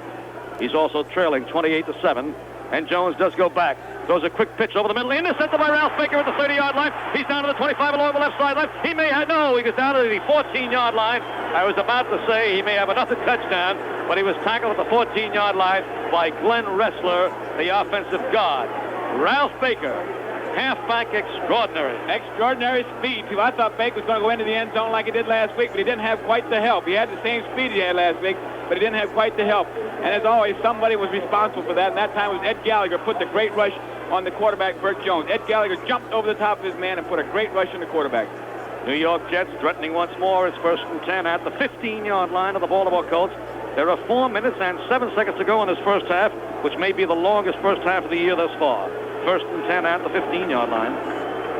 Signals called by Joe Namath. Flanker wide to the right side is David Knight. Adamley and Jackson are the running backs now. Riggins being given a breather. It goes to Jackson trying to swing wide. He cuts off tackle, drives to the line of scrimmage, and that's all. No gain at all on the play as Jazz Jackson running the ball is stopped on an end sweep by Tom McLeod and Mike Curtis, the 2 linebackers. So it's 2nd and 10 at the 15-yard line. Eddie Bell comes into the lineup replacing David Knight. I didn't see John Riggins hurt or he's damaged in any way. It may be that Jackson is being given an opportunity now with the Jets so far ahead. And being with the question mark of whether Joe's coming back or not, but I would like to see Al Woodall come in here and start quarterbacking the New York Jets. He may in the second half. Namath is still in there. It's 2nd and 10 at the 15-yard line. It's a regular pro set. Barkham a split wide right. Eddie Bell split wide left, and Namath goes back to pass looking for Bell deep into the left corner of the end zone. Too long. Incomplete. Incomplete. Covered on the play by Nelson Muncie. So it's going to be 3rd and 10 at the 15-yard line. New York Jets out in front by a score of 28-7. Here comes David Knight once again, replacing Eddie Bell. Pass overthrown just a bit by Joe Willie. He's thrown 19 times for a total of 198 yards. Completed 13 of 19. 1 touchdown thus far. 2 by Riggins and 1 by Burgess Owens on an intercept. 3rd and 10 at the 15-yard line as the Jets lead 28-7. Back to pass again is Namath, setting up, being rushed hard, and he's thrown for a loss. Way back. And Namath, flat on his back, throws the ball high in the air. While flat on his back, he's unhappy with the call. He was rushed by Jerry Dutton and Joe Ammon, and he's thrown back at the 28-yard line. A long loss, 13 yards on the play. Field goal attempt coming up. I think what Joe's disgusted about, he didn't read that blitz when it came, because the Baltimore Colts had 3 linebackers coming all at once in an all-out blitz. 4 defensive linemen and 3 linebackers putting the pressure on Joe. A 43-yard field goal attempt coming up now. 43 yards by Pat Leahy. The Jets are leading 28-7, 43 yards. The ball is snapped, placed down and kicked. It's a spiral, and it goes over the end zone, incomplete. A badly kicked ball by Pat Leahy. He kicked a perfect spiral, a low line drive, just the way Namath might throw the ball. And that would answer the question of why the New York Jets don't go for field goals all the time when it looks like they're in obvious field goal range, because it is not within his range to kick a 43-yard field goal. With all the passing of this first half and all the altercations on the field from the stands, the fans interrupting play, This first half has now taken an hour and a half, which is about 25 minutes longer than a half usually takes, and there is still 2 minutes and 54 seconds to go. There's a lot of time left in this first half. 28-7, the New York Jets lead the Baltimore Colts. The ball is at the 27-yard line, 1st and 10 for the Colts. Man in motion goes to the right side. That's Glenn Doughty, number 35. Back to pass is Burt Jones, setting up, throwing down the middle, and it's caught at the 40-yard line. A good catch as Roscoe Word grabs Roger Carr. And Carr is mad. He made a motion towards Roscoe Word, but Carr made the grab. Carr is a rookie, as we said, and he's a good one. He's 6'3", 200 pounds, out of Louisiana Tech, and that's his 17th catch of the season.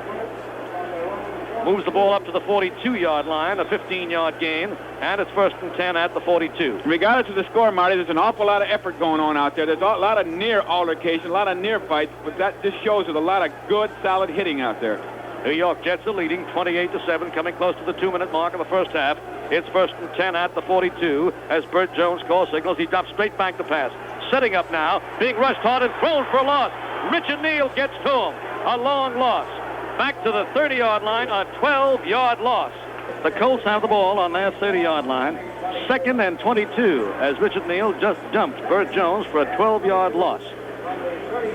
Now the Colts come to the line of scrimmage. Carr is split wide to the left side. Doughty flank wide right. The running backs are Andrews and Mitchell. 2nd and 22. Signals being called by Burt Jones. Takes it. Drops straight back. Looking downfield. Throws over the middle. Caught by Ray Chester at the 35-yard line. He busts off 2 tacklers. Goes to the 45. Nice play as he picks up 15 yards, and Burgess Owens finally hauls him down at the 44-yard line as he picks up 14 yards. It's 3rd and 8 at the 44-yard line, and Ray Chester just as big and strong and tough as ever. And again, Richard Neal's getting a strong pass rush over there, number 64, David Taylor, their left tackle. Richard Neal getting strong pass rushes most of this first half. Well, it's 3rd and 8 at the 44-yard line. Time is running, 1:22 to go in this first half. Slant formation on the left side, but going in motion on the right is Glenn Doughty. And back to pass is Jones. Setting up. Looks downfield. Throws out to the left flat. It's dropped. Dropped by Don McCauley. McCauley coming out of the backfield, swinging out to the left side as John Ebersole covered. I think McCauley sort of took his eyes off the ball just before it got to him. He thought he was wide open, and he started running with the football before actually caught it. David Lee comes into the lineup once again. There's been no punt thus far for the New York Jets in the first half. Greg Gant has not been called upon a punt at all because the Jet offense has been moving the ball all day. Lee back to punt for the 3rd time. He's back on his own 30-yard line. Roscoe Word back on his own 15-yard line. Ready for the snap from center. 10 men on the line of scrimmage for the Jets looking to block the punt, and they almost do. Penalty marker running into the kicker by Picone. Word takes it at the 9-yard line, twists and dodge.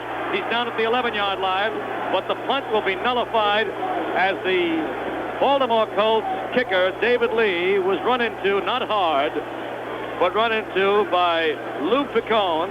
The Colts will keep the football.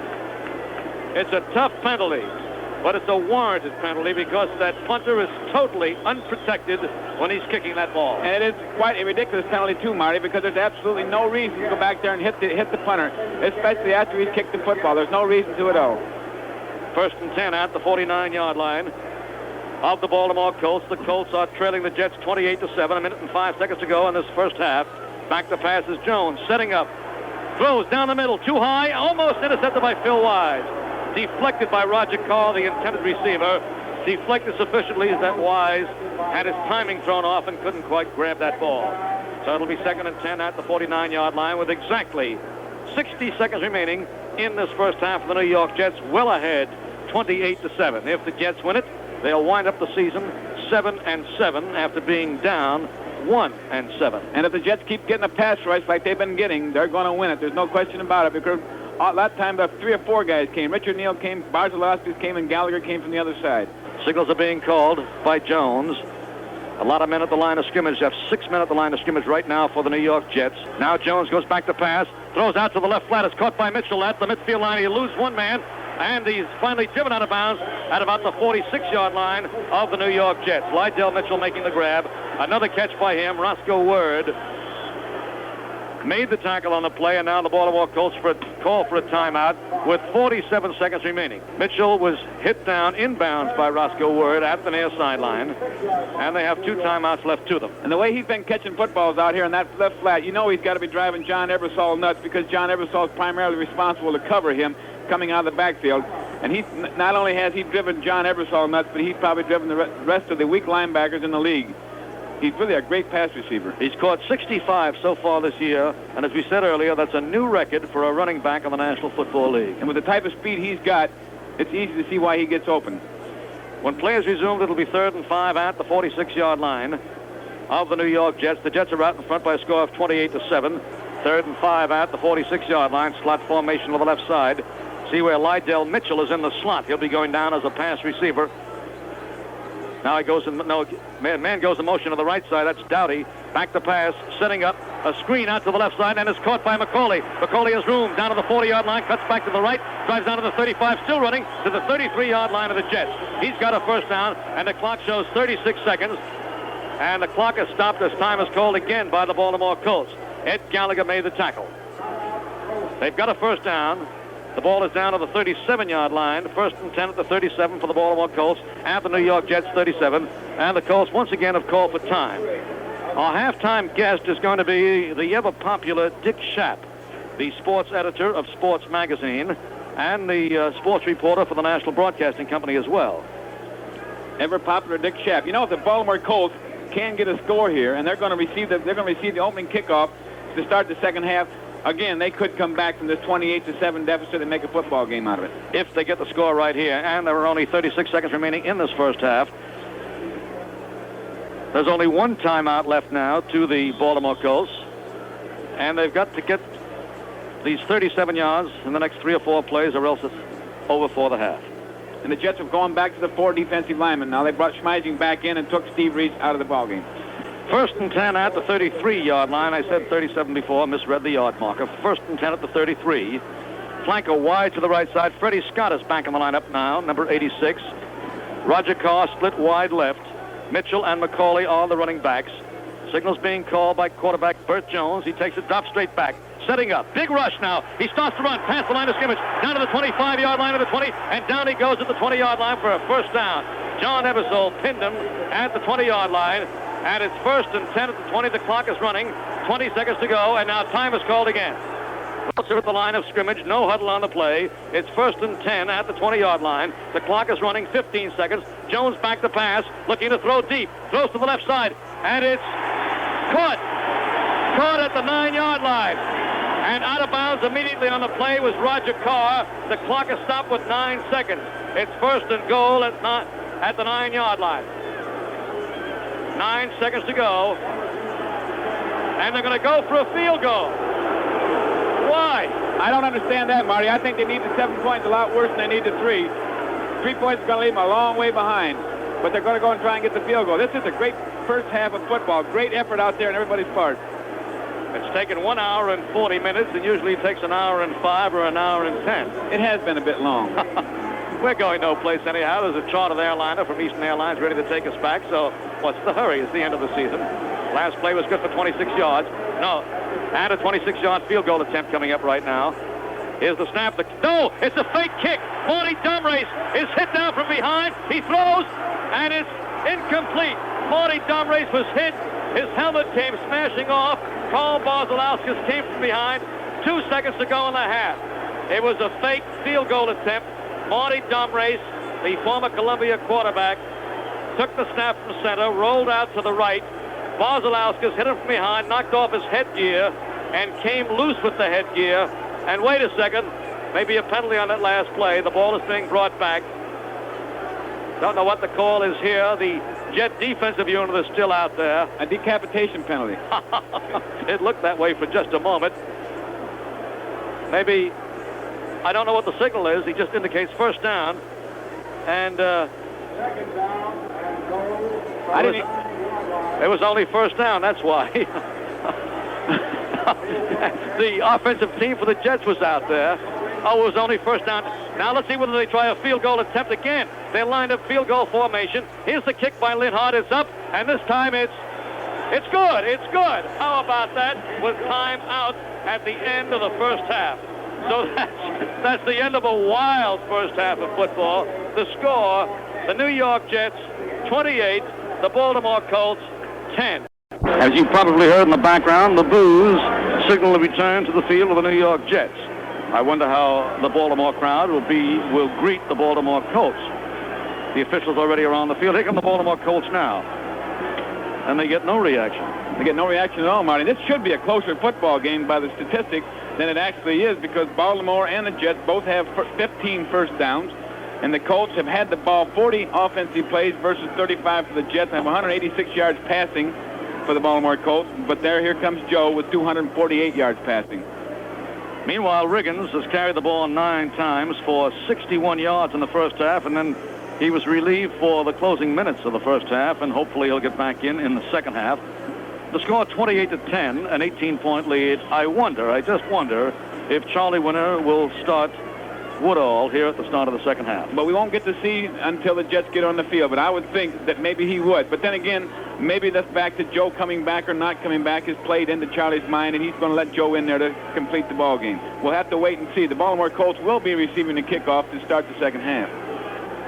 Both squads are on the field right now. They haven't taken the field yet for the start of the second half. The New York Jets received the opening kickoff. They won the toss, so the Baltimore Colts have the option here at the start of the second half, and they obviously will elect to receive as they trail in the ball game by a score of 28-10. As we said earlier, it's getting quite dark here in Baltimore, most every place else too at this hour, at 4 with the gray skies overhead. But this is, as of this moment, the longest first half of football we've broadcast and seen this year. And the official, nobody's more eager for the game to get started than the official. He's standing out there at the 35-yard line, has the ball in his hand, but there's no players around him. Players on the near side are the Baltimore Colts with their blue jerseys and white trim. On the far side, the New York Jets in their road uniforms of all white with green trim, and they come jogging on the field now. I don't know what went on in the New York Jet locker room, but Charlie Winner cannot help but be very, very proud of his total effort, the organization's effort, the coaching staff, and certainly the players for putting together this great winning streak of 6 games. That's right. After the kind of start they had, 1-7, you'd think that they'd finish pretty much the same way. But apparently that giant overtime win gave them the needed lift, plus the fact that the ball club really started to get together after that. And with the new coaching staff, the new plays, some of the new personnel, they began to play the kind of football of together football. Watching him out here today, Marty, they're a much more confident and aggressive football team than I ever imagined possible. Spira and Laird will receive the kickoff as Leahy boots that ball high and deep right to the 3-yard line, taken by Laird. Laird up the middle of the 20 to 25, keeps stumbling forward up to the 33-yard line where he's down. Boy, he came flying, Bruce Laird did. Right up the middle. Young man out of a school, American International, which doesn't usually develop NFL football players. Now in his 4th year, Bruce Laird running with abandon. The ball placed down at the 32-yard line. So it'll be 1st and 10 at the 32. The New York Jets out in front by a score of 28-10, and the Baltimore Colts have the ball. Bert Jones running the ball club for the Baltimore Colts. A regular pro set. Signals being called at the 32-yard line. Jones goes straight back to pass on 1st down. Throws over the middle. It's caught by Lydell Mitchell at the 36-yard line, and he's pulled down there. Al Atkinson makes the tackle at the 36-yard line. The play is good for only 4 yards, but it's another pass completion for the record-breaking Lydell Mitchell. Not too big at 5'11", 204 pounds. Now has 66 passes that he's caught this year. As we said earlier, a new record for running backs in the NFL. So it'll be 2nd and 6 at the 36-yard line. Baltimore Colts in possession of the ball. Jones, the quarterback. Mitchell and McCauley are the running backs. Scott and Carr, a pair of rookies, are the wide receivers. Ray Chester, the veteran, the tight end. Slot formation on the left side. 2nd and 6 at the 36-yard line. Man in motion goes to the right side. That's Scott. Going back to pass is Jones. Sets up, throws a swing pass to the left side to Oles. Oles cuts inside one man up to the 40 to 45-yard line and down at the 48-yard line. He's got a 1st down. Cutting back over the middle to his right. Ed Gallagher made the tackle. And it's 1st and 10 for the Baltimore Colts at the 48-yard line of the Colts. Good hustle by the backside of the Jet defense that time. The ball thrown this side, the backside being Baker and Gallagher. That time, John Ebersol had a chance to nail the ball carrier for no gain, but again, he dropped his head right when he went to make the impact, and when you drop your head, you can't see where you're going. John missed him. Baltimore Colts break the huddle and go to the line of scrimmage. Flanker wide to the right side is Freddie Scott. Split left end is Roger Carr. Those are two rookies, and they could be real good ones in a couple of years. 1st and 10 at the 48. Back to pass again is Jones, setting up, looks downfield, throws deep down to the right side, way down, and is grabbed by Scott at the 15, knocked out of bounds at the 13-yard line. Just as we're saying they can be real good ones, Freddie Scott grabs a long one, deep down the right sideline. Richie Sowles trying to cover on the play, but Freddie Scott had a beat, and Burt Jones threw a beauty. He caught it, and then Sowles reaching out pushed him out of bounds at the 13-yard line where it's 1st and 10 for the Colts on the Jets 13. That year went by pretty fast, Marty, because that was a fine catch he made, a real excellent catch. But again, Burt Jones got good pass protection from his offensive line and give him time to throw. Well, again, Scott goes wide out to the right side, Carr to the left side. That play was good for 39 yards. 1st and 10 at the 13. Jones under the center and calling signals, takes the snap. Again, he's going to pass. Throws over to the left. It's complete to the 10-yard line, and Olds is hit down immediately. Lydell Mitchell it was, not Olds. Lydell Mitchell made that grab. John Ebersol hit him cleanly that time at the 10-yard line. It'll be 2nd and 7 at the 10. Burt Jones throwing on virtually every play, thus far in the second half. He's got to throw, Marty, to get back in the football game. He's got to throw to win the football game also. And John Ebersol's got to feel a little shocked out there because they're throwing the football in his area most of the time. It's 2nd and 7 at the 10-yard line of the New York Jets. The Jets are leading 28-10, but the Colts are threatening. They're in a regular pro set, I formation in the backfield. Mitchell, the deep back. Signals being called. Back to pass again is Jones setting up. Throws into the end zone. Touchdown, Ray Chester. Ray Chester makes the grab in the end zone. Touchdown. It's 28-16.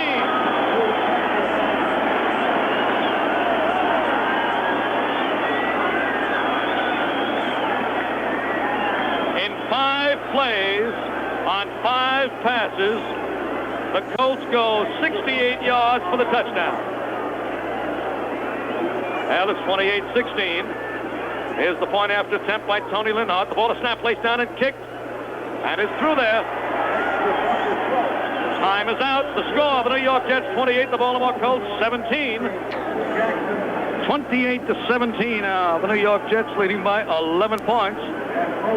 Only 2.5 minutes gone in the second half. And the Colts have their touchdown on that 68-yard drive and the 10-yard touchdown. Linhart kicking the ball high and not too deep. Coming over to the far side to Picone at the 20-yard line. He's up to the 30, comes back to the left, up to the 35. Still scrambles forward to the 38-yard line on a good run back. Tackle was made by Randy Hall, a cornerback for the Baltimore Colts. It's 1st and 10 now for the New York Jets, and Joe Namath is back on the field. 1st and 10 at the 38-yard line of the New York Jets. Their lead has been cut to 11 points. David Knight splits wide out to the right side. G. Barker flank wide left. Adamley and Riggins, the regular starting backfield for this game, in there now. Signals being called by Namath. Offside called against the Baltimore Colts. Riggins takes the ball, drives upfield, and goes for about 3 yards, and he's stopped. Thrown back hard, but the Baltimore Colts jumped offside, or so it seemed. Penalty mark offside, and it's indicated against the Baltimore Colts. So it'll be 1st and 5 at the 43-yard line of the New York Jets. The Baltimore Colts certainly haven't stopped playing this game of football today because they're just as aggressive now as they were the first play of the game, the first play from scrimmage. On the kickoff, they were scrapping, trying to pull the ball away from Lou Picone, and that time they threw Riggins back very, very hard. New York Jets going with Wayne Mulligan at center, Petz and Rasmussen the guards, Woods and Hill the tackles, Castor and Barkham the ends, Knight the flanker back, and as you know, Namath, Adamley, and Jackson in the backfield. 1st and 5 at the 43-yard line of the New York Jets. The Jets leading 28-11. A hand up to Riggins. He drives off right tackle, being hit back hard, and he's stopped for no gain. He's run all the way back to the 30-yard line, but his forward progress is at the line of scrimmage, the 43. Run back by Dan Dickey, a linebacker, who led the defensive charge.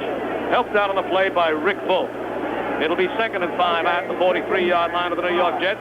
And the Jets don't look as though they're ready to play football here in the second half, at least not yet. And it doesn't look like on defense. Certainly, they didn't look that good. And offense, they have yet to do anything at all. They've got 5 yards by way of a penalty, offside penalty, but their plays from scrimmage aren't that good yet. And the Colts are out there really scrapping.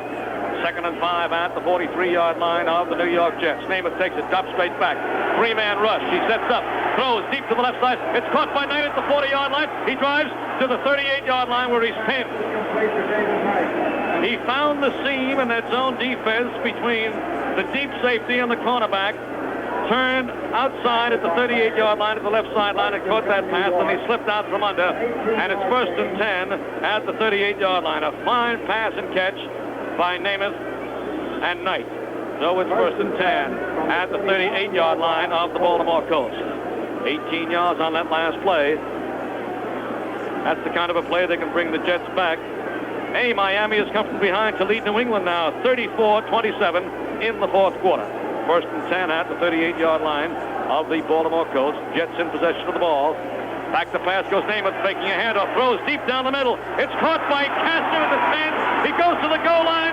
Touchdown! 2 passes by Joe Namath. The last one for 38 yards on the touch. And that's just what Namath can do. I can hear Dave Herman now. You can, too. You can hear him say, that's just what Joe Namath can do. 2 passes or 1 long pass, and the Jets have the TD. Marty, you sit here and you can't hardly believe that things like that can happen. Here the Jets didn't look well at all, but one guy can bring the whole thing back. When he got in trouble, he went to David Knight on about a 12, 15-yard out, and when he needed a big play, he went to Richard Castor for the touchdown. 38 yards on the score. The Jets lead now, 34-17. Here's the point after attempt, offside. The kick is wide. It's no good to the left, but offside against the Colts. And Pat Leahy will get another shot.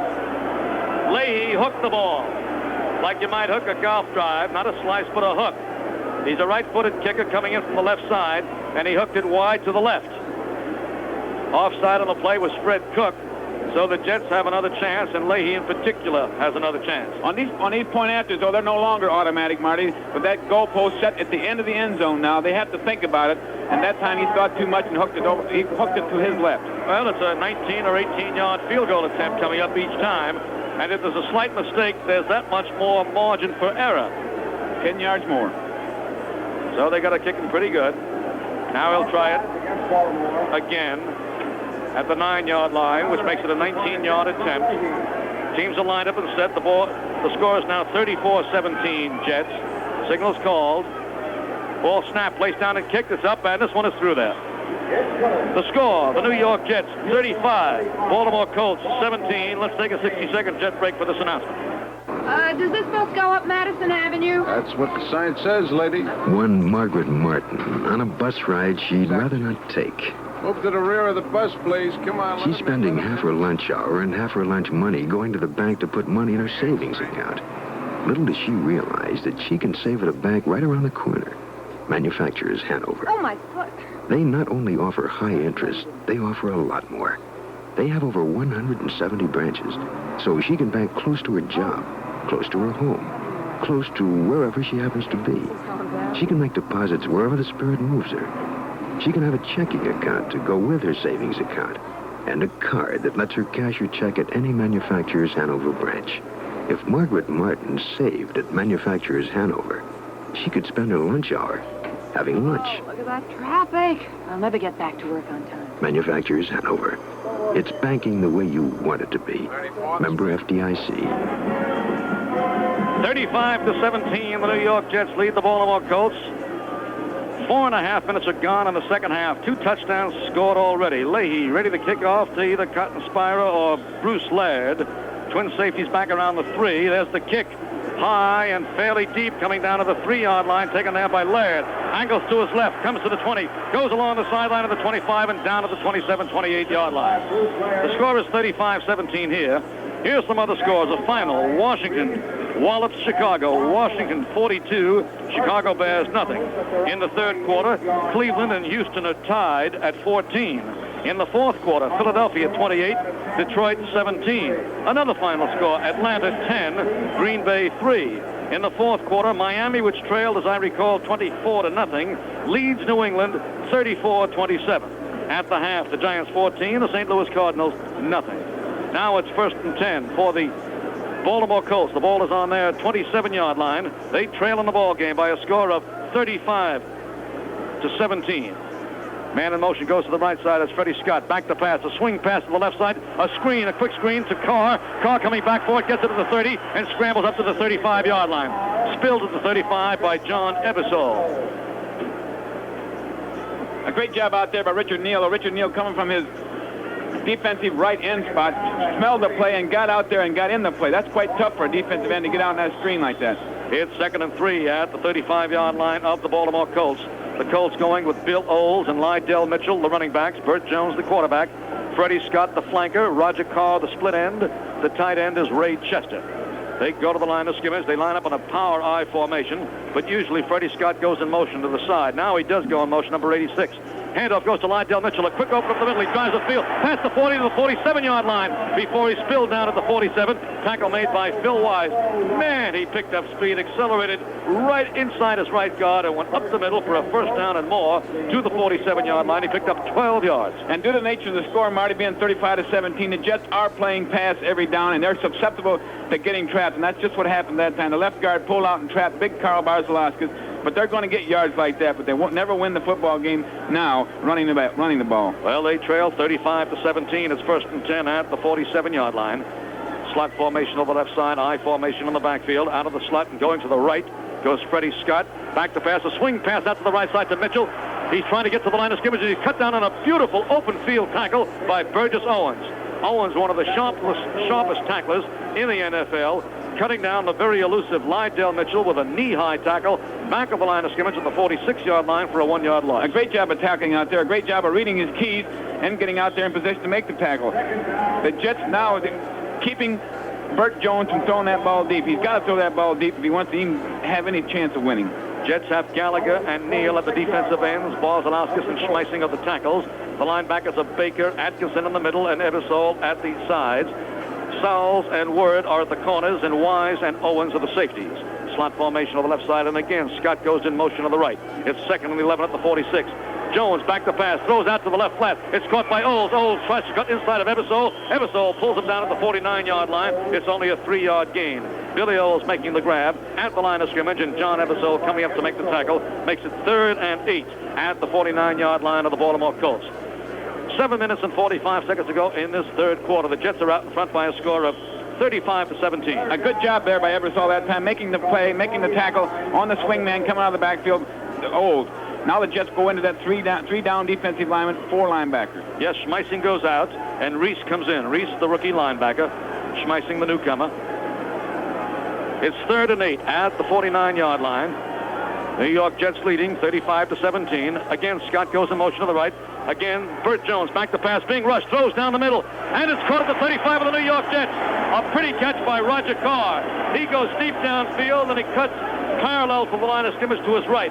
Roscoe Word made the tackle at the 35 of the New York Jets. A 3rd and long situation, and they certainly completed it beautifully for 16 yards in the first down. The Jets had Ebersol blitzing on that play, and Ebersol, had he not been blitzing, would have been back in that area to cover in front of the receiver. So that time the Colts just guessed right.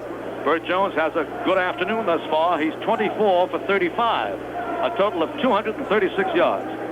1st and 10 at the 35-yard line. Wide open football here. Again, it's slot formation left. And again, in motion to the right side goes rookie Freddie Scott. And again, Burt Jones throws a swing pass to the right side to Mitchell. Mitchell tries to cut inside of Owens. Owens grabs him again. Mitchell tried to go outside the first time he caught that swing pass a couple of plays ago, and Owens nailed him. This time he faked outside and cut back to the inside, and Owens nailed him again.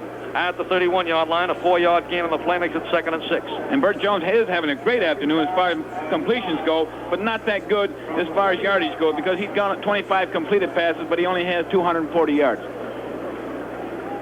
That's not bad. But that's less than 10 yards per catch. All right, David.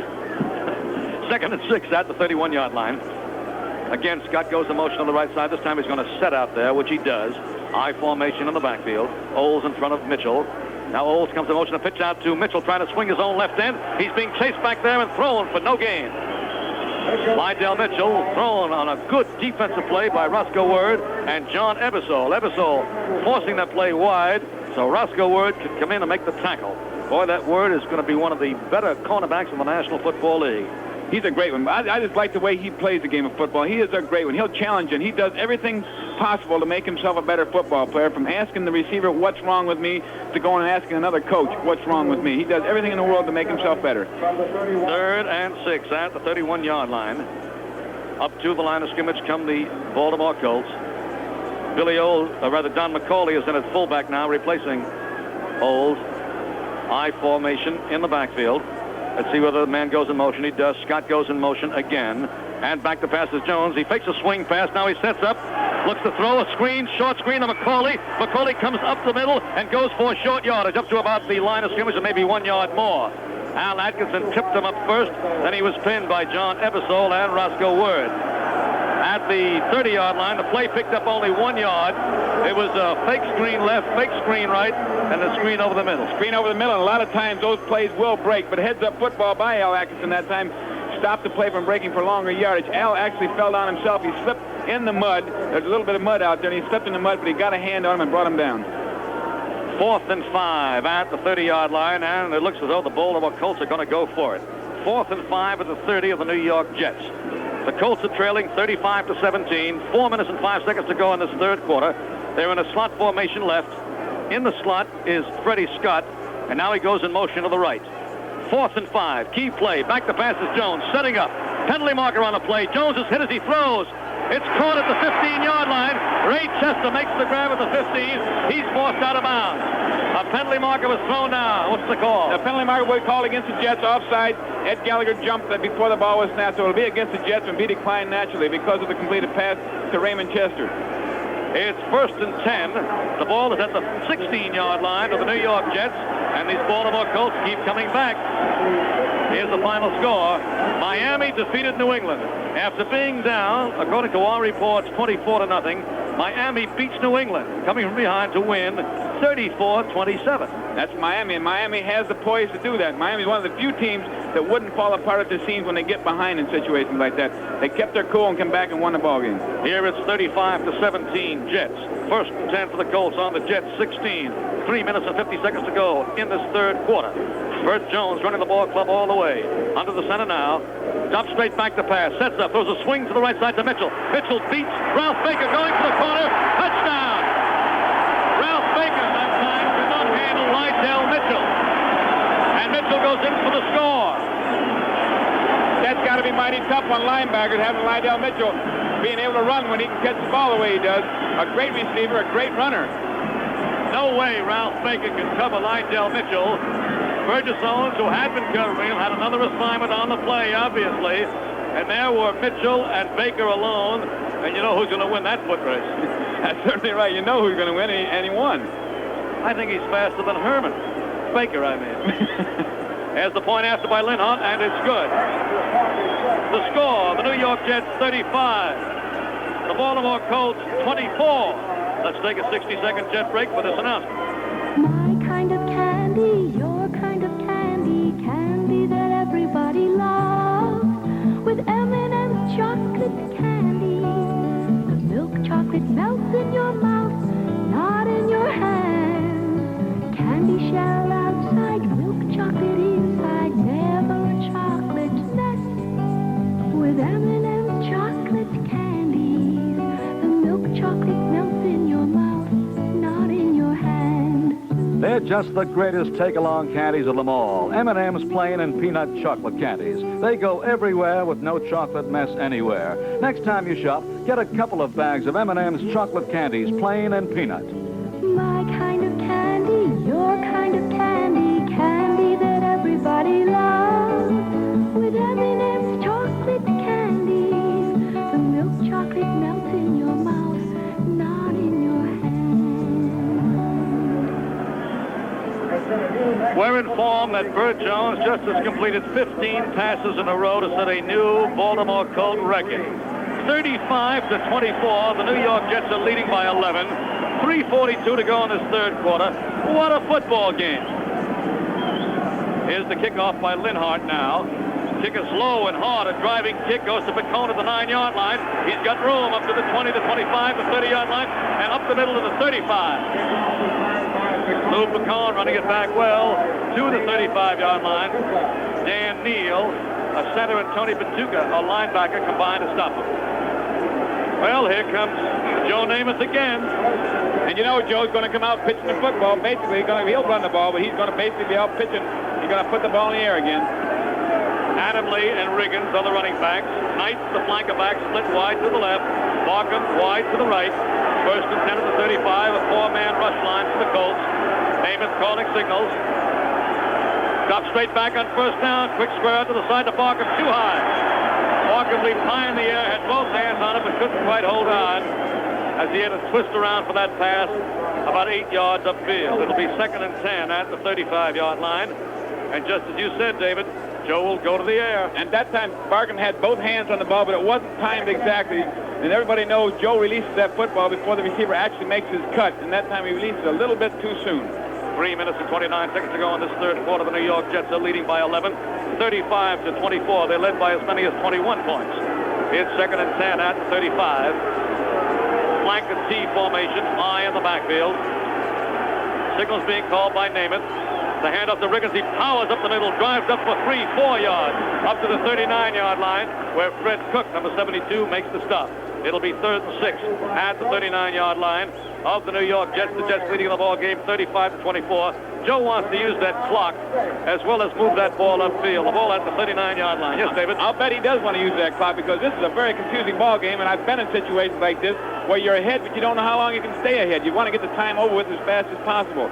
The Baltimore Colts again went into that 3 defensive linemen, 4 linebacker situation. Eddie Bell has come into the lineup replacing Mike Adamley, and here's that passing formation with 1 deep back. Only Riggins is the deep back. 3 wide receivers are wide. Back to pass is Namath, throws a quick square out to the left side to David Knight. First down. He grabs the ball, diving forward at the 49-yard line. 1st and 10 for the New York Jets on a quick square out by David Knight. He went downfield, faked a fly, an angle of the sideline. He dove for the ball, caught it in bounds, and slid out of bounds at the 49-yard line. The play is good for 10 yards and the first down. And there was no chance of Joe getting sacked on that play because he just took 1 step back and threw the football. He threw it way ahead of the time when David Knight made his cut, way ahead of that. And Mike Adamley comes back into the lineup, so Riggins and Adamley are the running backs, and David Knight stays in as Eddie Bell goes out. Knight is flanked wide to the right side. Barkham split about 2 yards to the left side, that's all. I formation in the backfield. Adamley in front of Riggins. The hand up to Riggins. He tries to swing wide, pulls away from one man, swings to the left side, trying to pick up running room, and drives up to the midfield line. He was hit 4 yards back of the line of scrimmage, and he just would not go down. He just pulled away past the midfield line of the 49-yard line of the Baltimore Colts. He picked up 2 yards when he should have been dropped for a 4-yard loss. And when Riggins cuts back like that, it's all Joe can do to get out of his way because Joe's not going to be involved in that play or as a blocker or any situation like that. You can get run over by that Riggins. Somebody can. Well, here's a regular pro set. Flanker to the right side is Knight. Split left end is Barkham. Riggins the deep back. Adamley up front. 2nd and 8 on the 49. A handoff to Riggins going wide around the left side. He's got room. He drives down to the 45 to the 44 and knocked out of bounds at the 44-yard line. He picks up 5 on the play. Tackle on the play made by John Dutton, defensive right end. It'll be 3rd and 4 at the 44-yard line with 1 minute and 50 seconds to go in this third quarter. The New York Jets are out in front 35-24. It's really exciting football in the game that is practically meaningless for both ball clubs, certainly in terms of league standings and final results. And that John Dutton is the best defensive lineman the Baltimore Colts have, but he's playing over Bob Woods, the right defensive end, number 1 draft choice, playing over Bob Woods, and Bob Woods is doing a fine job blocking. Now here are 3 wide receivers again in there, Dave. 1 deep back, John Riggins. Signals being called. 3rd and 4 at the 44. Namath back to pass. Throws out to the right side to Barkham at the 35-yard line. He gets away from one man, and then he's pulled down by 2-3 of the Baltimore Colts. And they call it the 35-yard line, even though he was up as far as the 33. They ruled it complete to the 35. It's good enough for the first down, of course. 9 yards on the play. He needed 4 for the first down. And Barkham and Knight and Castor do just such an outstanding job. They drive cornerback's crazy. And when Joe's in that situation, he usually throws the ball quick because the way the Baltimore Colts can hurt him is to send 2 outside linebackers in. He only has one guy to pick him up, being John Riggins. Namath has completed 17 of 24 for 273 yards. First and 10 at the 35-yard line. The handoff goes to Riggins. He's got running room now to the 30-yard line and down. He was tripped by Rick Volk, and he almost regained his footing out in the clear at the 30, but he stumbled as Volk hit him very low, tried to regain his footing and went down at the 30-yard line, stumbling for a 5-yard gain. A lot of guys hit him very low. They don't want to take him on around his numbers. They'll hit him down around his ankles. And the Baltimore Colts at that time had a blitz on. They had Mike Curtis coming up from the middle linebacker spot blitzing, and John just cut outside and made a good yard out running outside the blitz. Eddie Bell, number 7, comes into the lineup, replacing David Knight. Now Bell goes out wide to the right side. Barkham is wide left. Rich Castro a tight right end. 2nd and 5 at the 30-yard line. Namath takes it. Hands off to Riggins. Hit at the line of scrimmage. He spills forward for 1 yard to the 29-yard line, where it'll be 3rd and 4 at the 29. John Dutton and Joe Ehrman combined to stop him. So it'll be 3rd and 4 at the 29-yard line. And the New York Jets, apparently, time is out at the end of the 3rd quarter. That's it. The gun sounds ending the 3rd quarter. Joe Namath at the far side. That's the end of the 3rd quarter with the score. The Jets 35, the Baltimore Colts 24. Let's take a 60-second jet break for this announcement. My beer is Rheingold, the dry beer. Think of Rheingold whenever you buy beer. In 1958, Rheingold won the gold medals at the last European World's Fair in Brussels and at the International Exposition in Munich. The Lord Mayor of Munich had this to say when he presented the gold medal to Rheingold. As a beer lover and a connoisseur, I say without doubt that Rheingold Extra Dry is one of the finest beers in the world. Rheingold is proud to say that ever since then, Rheingold is producing the same gold medal-winning Rheingold beer in the very same way, using the very same ingredients, the world's best quality hops, corn and malt that money can buy. And even more important, the very same brewmasters are actually still at Rheingold, brewing the award-winning Rheingold beer. Won't you try extra dry Rheingold beer? Rheingold Breweries Incorporated, Brooklyn, New York. Going into the 4th quarter, the New York Jets lead the Baltimore Colts 35-24. Here are more scores. These are all finals. Miami defeated New England 34-27. Atlanta beat Green Bay 10-3. Philadelphia defeated Detroit 28-17. And Washington clobbered Chicago 42-0. In the 3rd quarter, Cleveland 17, Houston 14. In the 3rd period, the Giants 14 and the St. Louis Cardinals 13. Well, the Baltimore Colts lining up on defense now. They're down 35-24 as the Jets break their huddle and go to the line of scrimmage. The Jets now using 3 wide receivers again, 2 wide to the right side, 1 wide to the left. Only Riggins is the deep back. It's 3rd and 4 at the 29-yard line, 3rd and 4. A draw play. Up the middle goes Riggins. He's got the first down and more. Right down to the 22-yard line. He picked up 7 yards on the play. An ankle-high tackle by Rick Volk again stopped him at the 22. With that spread formation that time, the middle was wide open, and only a great tackle by Volk stopped what could have been a touchdown. And Joe is having an outstanding day out there because that time, had he had a pass on with that 3 wide receiver and 1 setback, that time the Baltimore Colts had 2 inside linebackers blitzing. Joe would have been nailed for sure, but he had the draw play on. He has the right play called at the right time. And Riggins has run for 86 yards unofficially so far. 1st and 10 at the 22-yard line. Flank it on the right side. David Knight, rest of the ball club is tight. Riggins and Adam Lee are the running backs. Namath under the center, takes the snap, gives to Riggins. He drives around the left side, trying to make room. He's down to the 20, the 15, knocked out of bounds at the 15-yard line. Circling around the left side, enormous speed by this big man. He really takes off.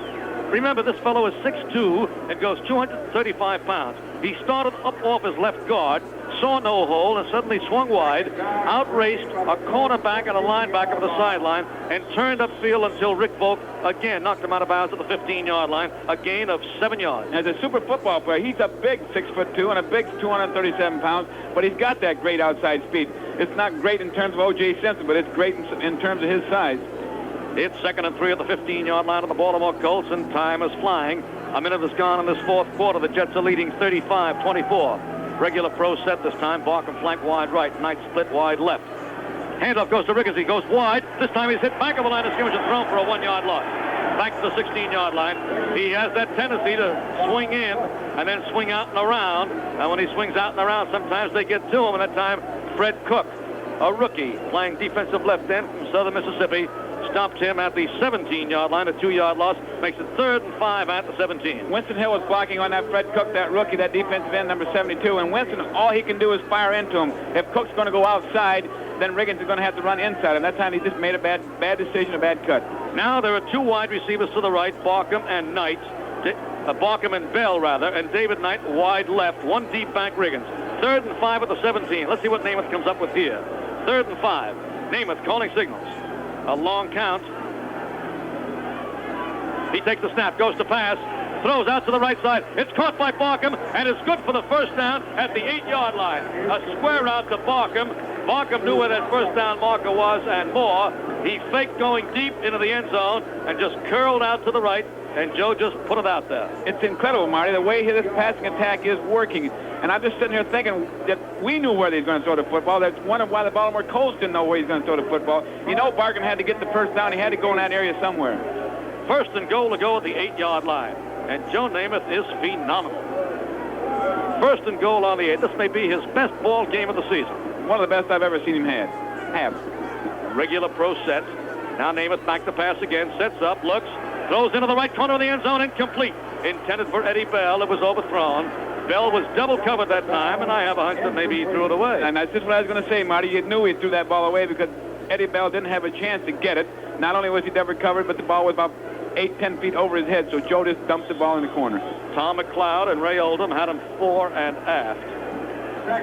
Fore and aft. Yeah, naval terminology. That's in front of and behind us.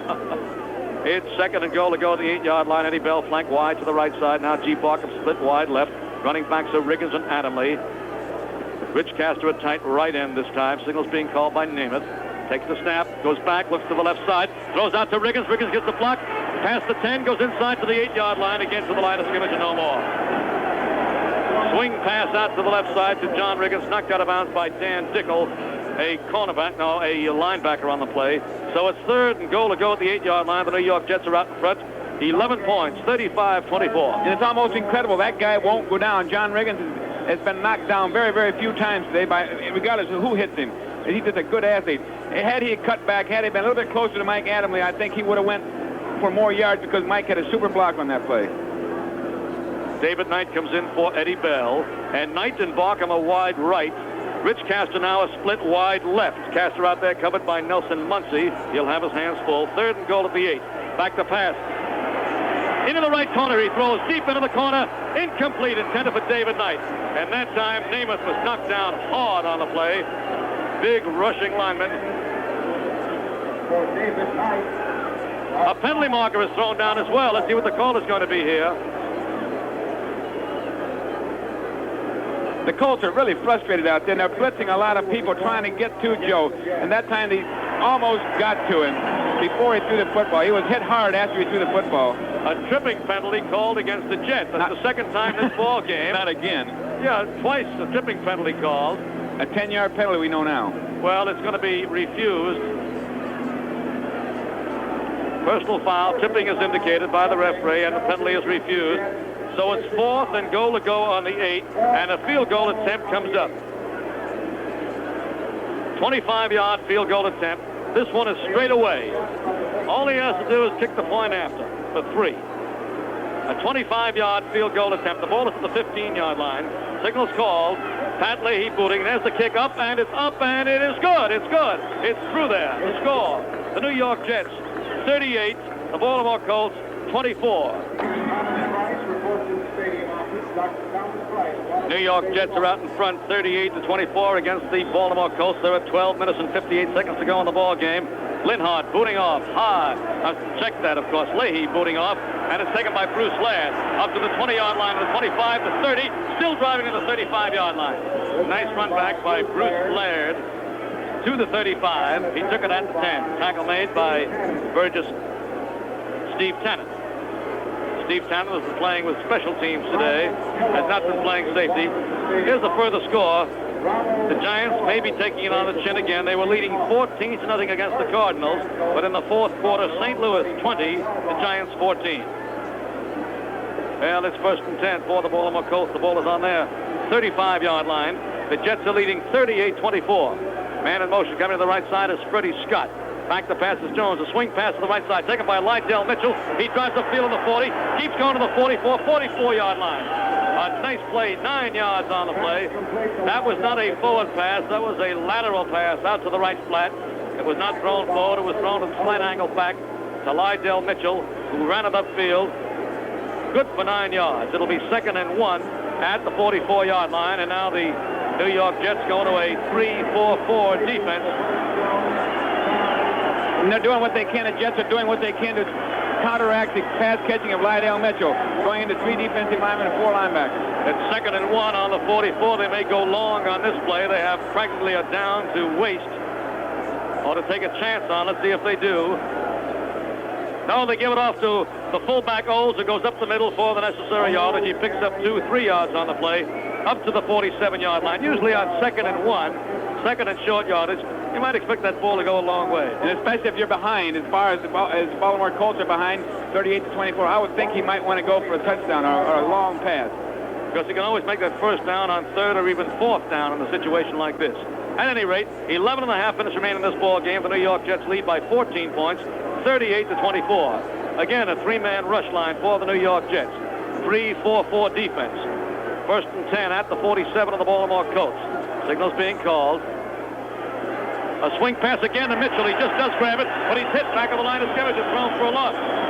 Ed Gallagher and Ralph Baker saw that one coming and hit him down at the 42-yard line. A 5-yard loss. It'll be 2nd and 15 at the 42.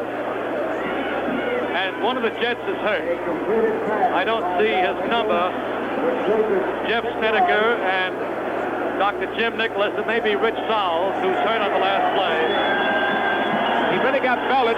Richie Sowles really got belted by the offensive guard, Elmer Collette. Collette pulling out to lead that swing pass. They pulled the offensive line to lead the swing pass upfield, and Collette took a hold of Pete Sowles and really hit him. Well, time is taken out there. Let's take a look at that score sheet and see if we have any scores. Or in case you just joined us, we'll run them down again. Here are the final scores so far. Washington shellacked Chicago 42-0. In the fourth quarter, Houston leads Cleveland 21-17. Here's the first quarter score from the coast. San Diego 7, Denver 0. This game running so late, the first time we've had a West Coast score on our broadcast. San Diego 7, Denver 0 in the first period. Final score, Philadelphia 28, Detroit 17. Final Atlanta 10, Green Bay 3. Final Miami coming from behind to beat New England. Miami 34, New England 27. Here's another West Coast score, San Francisco 7, New Orleans 0. And in the fourth quarter, St. Louis 20, the Giants 14. And Rich Sowles just had his bell rung because he just ran off the field. He's replaced out there by Early Thomas, but Richie Sowles did run off the field, so he's all right. That last pass was Jones' 17th straight completed pass. Now, some of those are lateral passes, though, and they ought not to be counted as forward passes. A lot of them are lateral passes or near lateral passes because, as I mentioned before, he doesn't have that great yards per catch average. Those are passes completed back of the line of scrimmage. Ken Anderson had the record in the NFL of 17 in a row, AFC's NFL record, and now Bert Jones probably has the new record at 17. However, his team is trailing 38-24. Slot formation on the left side, 2nd and 15 at the 42-yard line. Backs are side by side, and again, Freddie Scott comes in motion on the right. Penalty marker on the play. Back to passes. Jones throws, and it's a beautiful catch by Ray Chester at the 48 of the New York Jets, but a penalty marker, illegal motion called against the Baltimore Colts, and that play is going to be nullified. Instead of being 2nd and 5, it's going to be 2nd and 20. Back at the 37-yard line of the Baltimore Colts. Illegal motion called against the Baltimore Colts. And Bert Jones just did get that pass off because he had extreme pressure by Richard Neal that time. He just got the pass off, and he had illegal motion, so it nullified the play completely. We see where Rich Sowell is back in the lineup now. That's good to see. It sure is. Don't want to see anybody get hurt, particularly on the last day of the season. That would be terrible. I can't think of anything worse. Well, it's 2nd and 20 at the 37-yard line of the Baltimore Colts. Fine situation for the New York Jets defense here. They can pluck one off. 2nd and 20 at the 37. The Jets leading 38-24. Jets in front by 14. As Burt Jones back to pass. Throws out to the right side. Through the hands of intended receiver Freddie Scott. He leaped high in the air, had both hands on it. Should have had it, but it went right through. 10.5 minutes to go in this ball game. The New York Jets leading 38-24, and now it's 3rd and 20 at the 37-yard line. And even if he had caught the ball, Marty, he would have come down outside because he couldn't have got both feet inbounds. And that snaps the string of completions at 17. A new NFL record, 17 consecutive completed passes by Burt Jones. Short or otherwise, it's still quite a record. Back to pass is Burt Jones on 3rd and long. Throws over the middle. Intercepted.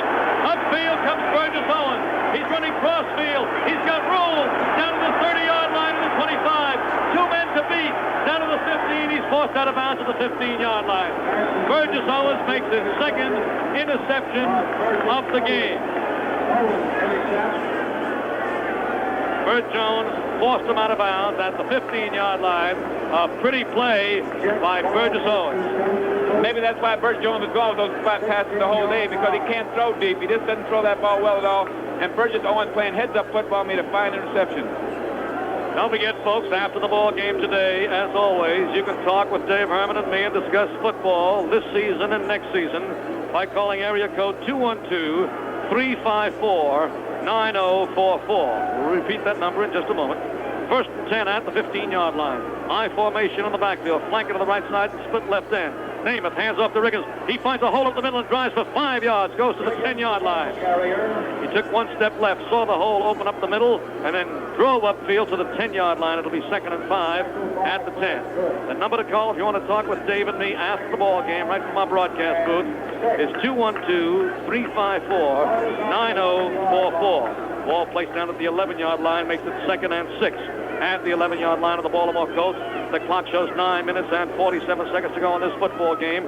The Jets lead 38-24, and they can just about put it on ice if they score here. Flanking to the right side is David Knight. Running backs are Adam Lee and Riggins. Namath at quarterback. Takes the snap, gives off to Riggins. Riggins drives off left tackle, smashes forward, and goes to about the 6-yard line, 5-yard line before he stopped. What tremendous strength and drive by John Riggins. And that's good heads-up football, because John saw the blitzing coming. That time the Baltimore Colts had all the linebackers blitzing again, and John cut up inside the blitz. It's good heads-up and very, very strong running. There may be a measurement. No, there won't be a measurement. It's going to be 3rd and about a foot. Tom McLeod and Mike Curtis combined to stop him finally. The ball, the nose of the football, is just shy of the 5-yard stripe, and the yard marker is on the 5-yard stripe. So it's 3rd and about a foot. Riggins has 101 yards now in 20 carries. Straight T formation. The handoff goes to Adam Lee, who goes through to the 4-yard line. He's got the first down. Adam Lee is saying Riggins all game. Adam Lee goes down to the 3-yard line. And it's 1st and goal to go on the 3. Bruce Laird made the tackle to the 3-yard line.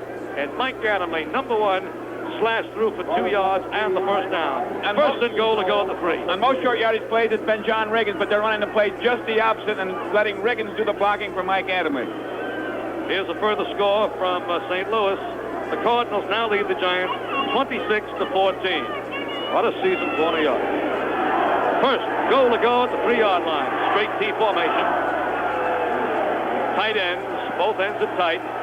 3 fullbacks in the backfield. Adam Lee carries, goes to the goal line, goes in. Touchdown for Adam Lee. Mike Adam Lee scores, and he's the happiest man out there. The New York Jets are out in front now, 44-24. And that should put this ball game on ice for New York with 7 minutes and 59 seconds to go in the ball game. It should, but it might not. But it might not, because it has been such a wild ball game, and that's an awful lot of points to have scored. I don't remember the last time the Jets scored that many points. Good drive again for New York.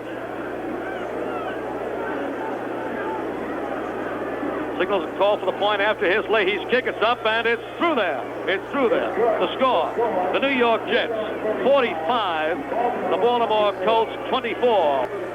45-24, the New York Jets are leading the Baltimore Colts 7:59 to go in the ball game, and Pat Leahy will kick off now to Cotton Spira and Bruce Ladd. Boots that ball. A crazy spinning kick coming down at the 4-yard line, taken by Spira. Up to the 15 and the 26. To the middle he comes. A low tackle drops him at the 26, 27-yard line. Guess who? Mike Adamle, number 1. Well, I've been watching Mike all day long run down on those kickoffs, and he's very, very proud. That time he knocked the wedge down by himself and made the tackle. And he and Lou Picone have quite a battle going out there to see who's going to make the play. They both run down. One is at R1 and one is at R2. And they both get down there together, and it's quite a battle to see who's going to make the play. That time, Lou Picone got belted pretty good. Time is taken on the field right now. He's on his back at the 30-yard line. But Jeff Snedeker gets him to his feet, and now Picone runs off. A tough little man. He thought he heard the phone ring, and he went to answer. Do bells actually ring when you get hit with these big new helmets? I tell you, you know what happens, Marty? It really happens. Your subconscious gets ahead of your conscious or behind, and you think when you're laying there, you've done that same thing before. It actually happens that way. Steve Tanner comes in now in place of Phil Wise at strong safety. Early Thomas comes in and plays left corner now, replacing Richie Sowles. Back to pass now. Jones passing, throws over to the left side. It's deflected, nicely deflected by, let's see who it is in there. I think it's Al Atkinson who deflected that pass halfway for its intended receiver. The intended receiver deep downfield was Ray Chester. And playing heads-up football, Al Atkinson at middle linebacker, replacing Jamie Rivers, who's hurt. 3 men who are not in action today are Jamie Rivers at middle linebacker and running backs Emerson Boozer and Clarence Jackson. And the way the Jets' offense has been going, and the defense as well, it's nice they could have the day off. It's 2nd and 10 at the 26-yard line. Back to pass again as Jones throws over the middle. It's complete to Mitchell at the 30-yard line. He pulls away from one man and another, goes up to the 35 and down to the 40-yard line. A fine effort by Lydell Mitchell, the new record holder of the National Football League for a running back receiving passes. He's into the 70s now. Roscoe Word and Early Thomas made the tackle at the 40-yard line where it's 1st and 10 at the 40. The play was good for 14 yards. Lydell Mitchell making the grab. But really all they're trying to do is solidify that record, because throwing those screen passes, those swing passes, those flat passes aren't going to get many points on the board, and they don't have that much time remaining anymore with 7 minutes and 8 seconds left. And the New York Jets out in front by 21 points, 45-24. And this is the final game of the regular season, our final broadcast for the year. In motion to the right side comes Glenn Doughty. Back to pass goes Steve Jones, setting up. Throwing deep, way downfield, way down. Knocked down at the last moment. A pretty play by Roscoe Word. Word had to catch up to Roger Carr, and the pass was knocked down at the 15-yard line of the Jets. Roger Carr had about a stride on Roscoe Word. The pass thrown way down, but Carr had to let up. He had to wait for it, and as he let up, Roscoe Word just leaped up and knocked it aside. And the scouting report on Roscoe Word is you're not going to find anybody quicker in the National Football League than Roscoe Word. And he's done a great recovery job. If he makes a mistake, he's got that great speed to recover and make the play. Well, it's 2nd and 10 at the 40-yard line of the Baltimore Colts, and back up again is Steve Jones to pass. Burt Jones, what am I talking about? Knocked down, incomplete at the 50-yard line. Nice defensive play. Bill Ferguson made it.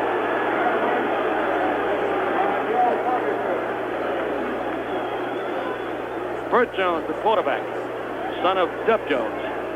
A good job out there. And again, with that 4 linebacker and 4 defensive back situation, they have enough people to cover all those zones. And at that time, Bill Ferguson was ahead of the intended receiver and just knocked the ball away. Intended receiver was Ray Chester, that fine tight end. Now it's 3rd and 10 at the 40-yard line of the Baltimore Colts. The New York Jets are leading in the ball game, 45-24. 6 minutes and 43 seconds to go in the ball game. Again, the pro set. Burt Jones goes back to pass, sets up. Now he throws angling to the right. And it's caught by Glenn Doughty at the 45 with the Jets for a first down. He drives it down to the 42-yard line. Early Thomas makes the tackle. On 3rd and long, Burt Jones completes it to Glenn Doughty. D-O-U-G-H-T-Y, Doughty. And it's at the 42-yard line of the New York Jets. And the clock is running, shows 6 minutes and 19 seconds to go in the ball game. The Jets are out in front by a score of 45-24. Ferguson is playing in place of Ralph Baker. They're giving Baker a rest and giving Ferguson some playing time. And he was in position to make the play, that last particular pass, but he slipped and fell down.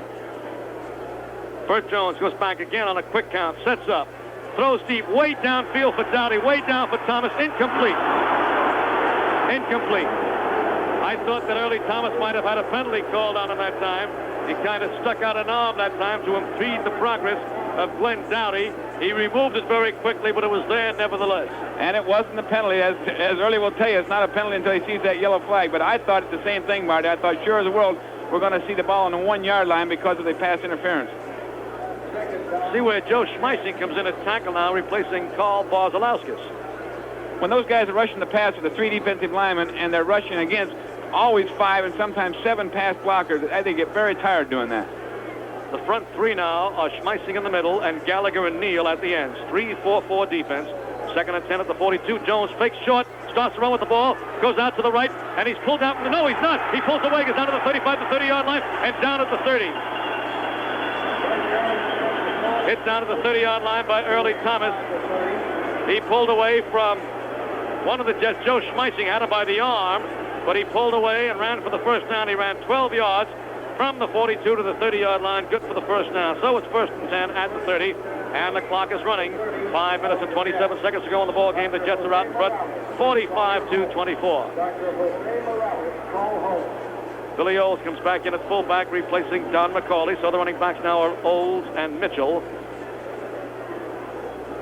They go to the line of scrimmage, do the Baltimore Colts. Flanker wide to the right side is Dowdy. The split left end is Roger Carr.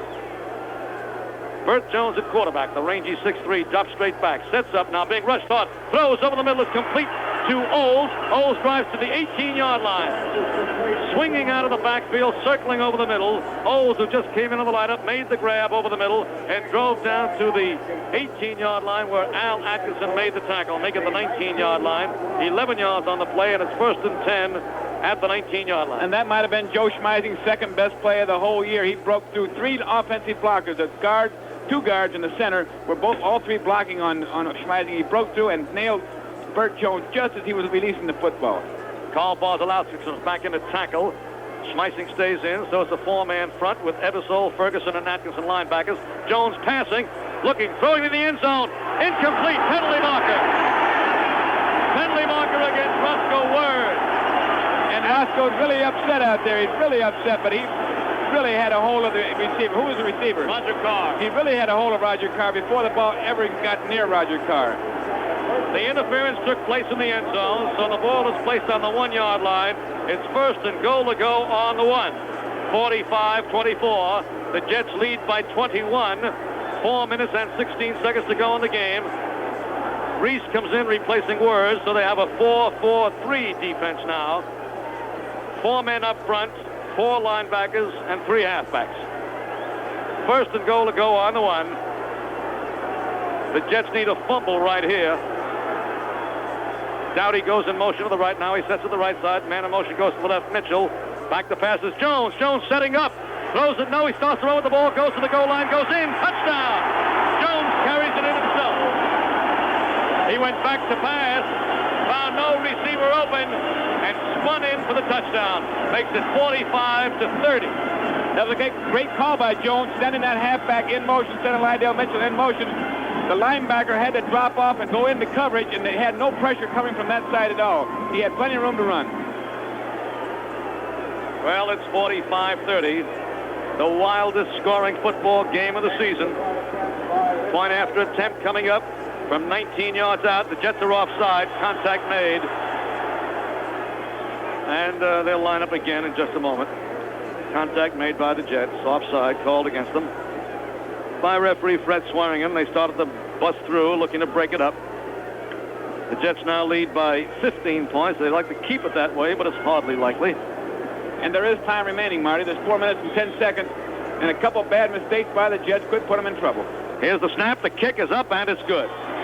The score, the New York Jets 45, the Baltimore Colts 31.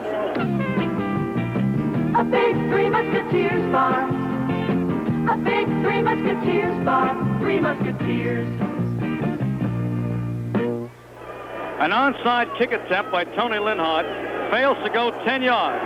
And it's going to be Jets ball at the Colts 42-yard line. One of the Baltimore Colts is hurt. An onside kick attempt must go at least 10 yards before it's playable by the kicking team. It's playable anytime by the receiving team. But that time the ball did not go 10 yards. And the Jets elect to keep that football at the Colts 42-yard line because it didn't go 10, and they have great field position. And one of the most famous onside kicks was in 1969 when the Baltimore Colts did it against the New York Jets in the Super Bowl. Don't forget, folks, after the ball game, Dave Herman and I will stay right here in the broadcast booth, cool as it is, and talk football with you by means of telephone, of course. And all you have to do is call that New York number, 212-354-9044. We'll talk about this ball game, the past season, and the coming season. And we hope you call. 212-354-9044. Rudnick, a safety man, was hurt on the last play, but apparently he's okay. We'll also run down all the scores. Probably before the end of this ball game. There are 4 minutes and 4 seconds to go in this game. The Jets are out in front by 14 points. See Jazz Jackson in the deep spot, and Bob Burns up front. Burns at fullback. Is that Woodall in there? I believe it is. Yes, it is. Al Woodall at quarterback. Woodall at quarter, takes it, hands up to Jackson. He drives off, left tackle, smashes forward, goes to the 38-yard line. Picks up 4 yards on the play. It'll be 2nd and 6 at the 38-yard line. Tackled by Barnes and Herman. Bob Burns and Jazz Jackson in the backfield now with Al Woodall at quarterback. Woodall, number 18, a slender 6'5", goes only 195 pounds. 6 years of previous experience. Now the Jets go to the line of scrimmage, looking to run that clock out, I believe. 3.5 minutes to go in the ball game. Jets leading 45-31. Flanker to the right side. The rest of the ball club is tight. Woodall looking over the defense, takes the snap, gives off to Burns. Burns hit back of the line of scrimmage, drives to the line of scrimmage, and that's all. He was almost pulled down back of the line of scrimmage. Stan White, linebacker, came across and stopped him for no gain. So it'll be 3rd and 6 at the 38 of the Baltimore Colts. The Jets are leading in the ball game 45-31. And the Jets have kept their offensive line intact. The starters are still in there, and Al's going to have to put the ball in the air. For 3rd down and 6 yards to go, he's going to have to put it in the air. 3 wide receivers are in now. Jackson going to the sideline. Knight split wide to the left side. And Eddie Bell and G. Barkham flank wide to the right side. And Bob Burns is the deep back. It's 3rd and 6. Signals call. Back to pass is Woodall. Throws out to the right side. Incomplete. Intended for Eddie Bell. Much too high. Incomplete. So it's 4th and 6 at the 38-yard line. And it's almost too much to ask quarterback to come in on a cold day like this after more than 3/4 of the ball game has been played and throw that ball. And that time they had a misreading of the offensive play because Al Woodall thought Eddie Bell was going to break one way and Eddie Bell broke the other way. They looked at each other as they were both bewildered. Well, 2.5 minutes to go in this football game. The New York Jets are leading by 14 points, 45-31. Is this the first time the Jets have punted the ball? That's right now. Greg Gant coming in a punt for the first time today. And you know he's cold. Well, he's been in there holding for points after. Golden finger. A lot of action. Greg Gant ready to kick that football. Scott in a single safety. There's the kick. A bad kick off the side of his foot, going out of bounds at the far side, and it goes out of bounds. Let's see, at the 33-yard line. And had they recovered it, I don't think they got a first down. Do you know that that kick picked up 5 yards from the line of scrimmage? He wasn't cold. He was frozen. And that's tough to ask the guy to come in and kick the football after he's done nothing for the whole day. Well, he was very active running on and off of those touchdowns, though. After all, the Jets have 7 of them.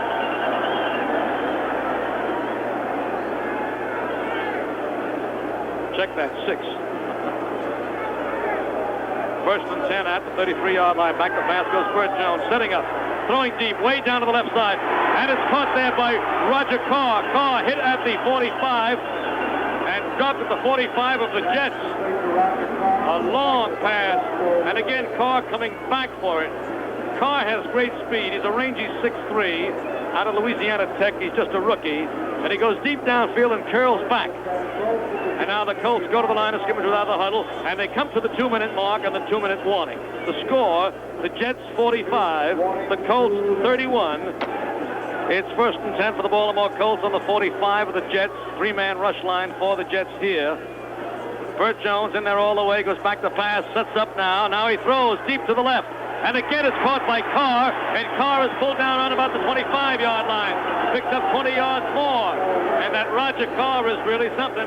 He goes deep downfield, and he curls back, and he's tough to handle. Roscoe Ward's covering on him, so he must be very fast if Roscoe's giving him that much room to operate in. Well, of course, there's not too much time remaining. A minute and 40 seconds to go in the ball game now. And time is resumed after the clock was stopped for the first down. No huddle. Back to pass again as Burt Jones setting up. Throws to the right. This one is caught by Ray Chester. Chester drives to the 10-yard line. Picks up 15 yards more, and it's first and goal. And now the Baltimore Colts call for time with 1:29 remaining. The Baltimore Colts calling for time. 1:29 remaining. First and goal when players resume. Hey, this is quite a finish. And don't forget, after the finish of the game, you can call Dave Herman and me at 212-354-9044. Now, if the Colts can score in a hurry, get an onside kickoff, successfully regain possession, they can tie up this football game. It's very conceivable, Marty, the way the Colts are playing. And I'll tell you, you got to give them credit because they're really scrapping out there, and they're really fighting for their contract, fighting for the pride of winning the football game. They're doing a good job. Burt Jones has thrown the ball 52 times so far. He's completed 35 of 52 for 375 yards. Namath has thrown 28 times, completed 19 of 28 for 281 yards. But the most important statistic is 45-31. The Jets 45, the Colts 31, but it may not be that way long because the Colts have the ball first and goal on the Jets 10. They're lined up now, ready to resume play. 1:29 to go in the game. Burt Jones takes it, drops straight back, looks to the end zone, throws over the middle, touchdown! Touchdown to John McCauley. He lobbed a pass over the middle of Don McCauley. The halfback circling over the middle, and he caught it right at the goal line. He has been killing the Jets all day long with those passes to the halfbacks and fullbacks, using them, working against the linebackers of the New York Jets. The score is now 45-37. 1:24 to go in the game, and the Jets need that football. Well, here's the point after attempt. Ball is snapped, kicked up, and it's good. It's good. The score, the New York Jets 45, the Baltimore Colts 38. Let's take a 60-second jet break for this announcement. If you're a guy who loves his beer and your work is done but the beer's not near, we say nothing should come between you and your beer. If you're a guy who loves his beer and you're home alone when your friends appear, we say nothing should come between you and your beer. We say Knickerbocker Natural. Nothing should come between you and your beer. Knickerbocker Natural.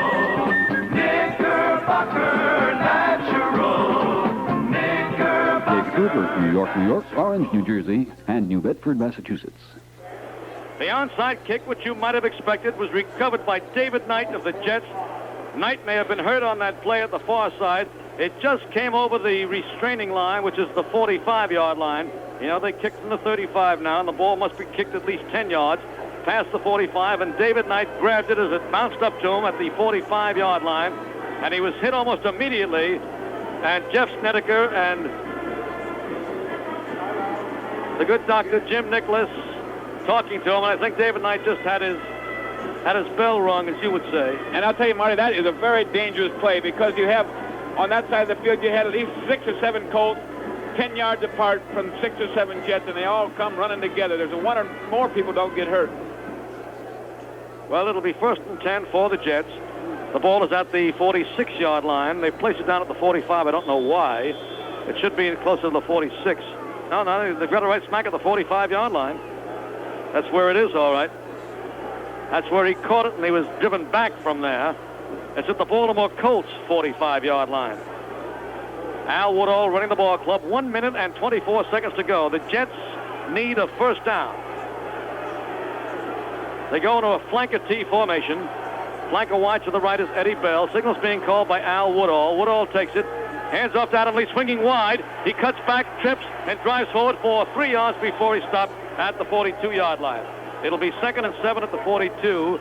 Mike Curtis made the tackle at the 42-yard line, and the clock is running. Shows 1 minute and 9 seconds, and the Jets are in no hurry to get this next play off. They don't want a delay of game penalty, but they're in no big hurry right now. And let's see, it looks like time has been called. Mike Curtis looks as though he's hurt, and I can hear Dave Herman laughing already. I thought he was going to play that old thing there. He is hurt. And if he says he's hurt, he's going to have to come out of the football game. But they called timeout. Now the Colts called timeout. They have 1 timeout remaining after this one. 1 more after this timeout. And Mike Curtis, I thought he was, as we say, feigning the injury. I've seen that happen. I got a confession in order here. I saw the backup guard we had, Bob Talamini, got hurt one time and couldn't hardly get off the field until he got there and he started laughing. But we got a timeout of the deal. Confessions of a football player. 56 seconds to go in this football game. The New York Jets are out in front, 45-38. Actually, after they call 1 more timeout, the Jets can still run 2 more plays and the ball game should end. Here's the final score. Just came in, and the Giants wind up with another loss. The Cardinals 26, the Giants 14. The Giants had led 14-0. The toughest of all seasons for New York. 2nd and 7 at the 42-yard line. Handoff goes to John Riggins. Riggins spins, gets away from one man and another, and drives, and he's very close to the first down. He has the first down at the 35-yard line. John Riggins spinning for more yardage. He got over 100 yards already. Picked up about 7 more yards on the last play, and the ball is at the 35-yard line. He's got about 108, 109 yards, John Riggins does, for today. And now the clock is running down. 30 seconds to go in the ball game. The Jets run 1 more play, and it's all over. 1st and 10 at the 35-yard line. Danny Rose made the last tackle. David Knight has come back on the field for the New York Jets. Now Lou Picone comes on. Lou Picone replaces Eddie Bell. Picone is flanked wide to the right. Signals being called by Al Woodall, and Woodall just falls to the ground at the line of scrimmage, and the clock is running now down to the 2-second mark, and the season and the ball game is all over. That's it, folks.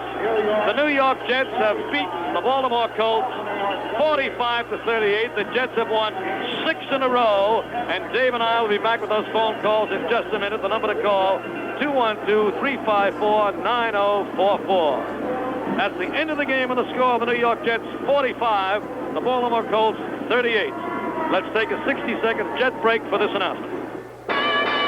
Ladies and gentlemen, the fight of the century, the champion Dodge Colt, weighing in with a sticker price from only $25.85, excluding state and local taxes, destination and dealer prep charges. In the other corner, Colt's much-touted high-priced opponent. There's the bell. The cars are out of their corners. Colt's opponent throws the first punch. Front disc breaks, but Colt's got those. Stander, too. The Colt's getting mad. Here's another jab by Colt's opponent. Economy, but Colt responds with great gas mileage. Now Dodge Colt is throwing the punches. Ooh, there's an inside hood release, a 4-speed transmission, and a lineup of 6 models. Colt's opponent can't take it. The decision is unanimous. Dodge Colt, the winner and champion price fighter. See your local Dodge Colt dealer where prices start at just $2,585. Well, Dave, if I run down all the scoring today, we'll take up all our time on this post-game show. That was quite a wild game, Marty, and it was a fun game to watch, a fun game to do. But there was a total of 650, 700 yards totally by both quarterbacks, both teams passing. And it's always the same. It amazes me that a lot of things have changed. The Jets got new coaches. The Baltimore Colts got new coaches, but the games are always the same, Marty. There's always a lot of wild scoring, and a lot of wild activity as far as throwing the football. Final today was 45-38, and as I said, there's hardly a point to running over all the scoring. It happened every which way. The Jets seemed to dominate the opening quarter of play. They had 3 shots to score, cashed in on only 1 on that first touchdown pass, Joe Namath to G. Barkham. but missed on 2 field goal attempts when their touchdown drives were stopped. One was wide and one was partially blocked. But the Jets certainly have a lot to look forward to next year. They put together 6 very, very fine wins, and they have a lot to look forward to as far as their personnel coming back. You know, Dave, these ballparks at the tail end of the season when the weather is cold and raw, they really clear out in a hurry, don't they? Marty, they do clear out in a hurry, and I'm looking here, I was chuckling a little bit ago. You know it's the end of the season. They've already taken the goalpost down. So it goes. They're going to make this back into a baseball stadium. Speaking of the end of the season, here are the final scores for today. As you know, the New York Jets won their ball game 45-38. I have to look at my score sheet to double-check that. A fantastic scoring today. The Jets were always in front except for early in the ball game when they were tied 7-7. Always were in command, and the Colts always were coming from behind, and the Jets always had a pretty good lead. But here are those other final scores. As we told you, the St. Louis Cardinals beat the New York Giants 26-14. Miami came from way back to beat New England 34-27. Atlanta defeated Green Bay 10-3, and Philadelphia defeated Detroit 28-17. The Washington Redskins really walloped the Bears 42-0. In the fourth quarter, Houston 28, Cleveland 17. In the second quarter, Buffalo 7, Los Angeles nothing. In the second period, San Diego 14, Denver nothing. And also in the second period, San Francisco 14, New Orleans 7. The number to call if you want to talk with Dave and me is 212, that's the area code, of course, 354-9044. While we have the opportunity, Dave, I'd like to say that it was great working with Jim McAleer once again, our producer of all these broadcasts, and our spotter, Greg Schmaltz, from the Passaic News. Our home spotter, Rick Byrne, comes out of John Harvard, no less. Nothing but the best for us. And Dave, look forward to your sophomore year next year as the broadcaster of the New York Jet games. It really was great working with you. I've been lucky, through the years and being able to work with fellas who taught me so much football all along. Working with Al DeRogatis for, I guess, 8 years, and Sam Huff and Chuck Connolly and all, and now you. And man, it's the first time I've worked with an offensive lineman. And really, when we work the ball games, we look at it from a different point of view, because as an offensive lineman, you still look at it as a guard or a tackle, just as, I guess, D-Row looked at it as a defensive tackle, and Sam Huff as a middle linebacker, and Connolly as a quarterback. Really quite different. Well, Marty, it's been fun being here, and I look forward to the second year myself. And when I started the thing, I was looking to keep contact with the New York Jets. After playing football for 19 years, I just didn't want to drop completely. But now I'm looking forward to coming back next year as a broadcaster as well. I understand the phone lines are open now. That number is 212-354-9044. Hello there. This is Dave Herman with Marty Glickman. Hi, Dave. Yes. Marty, how you guys doing? Good. I'd like to say just 2 things before I ask you some questions. Number 1, I'd like to say that the man is the best in my opinion. It's hard to say whether Johnny Unitas was better, but you can't compare men like that. And number 2, I'd like to say that it's good to see the Jets win and establish some pride for a change. Now, I have some good questions. I'll just read them off, and maybe you can just give the answers, The Jets need 3 things in the upcoming draft. Number 1 is a fast halfback to get outside. Number 2, a defensive end, a giant maybe, to complement Barzo, which would make him even better. And number 3, a big, fast pulling guard to run sweeps, which we need. Now, do you know if the Jets have anybody that they're looking for in these categories?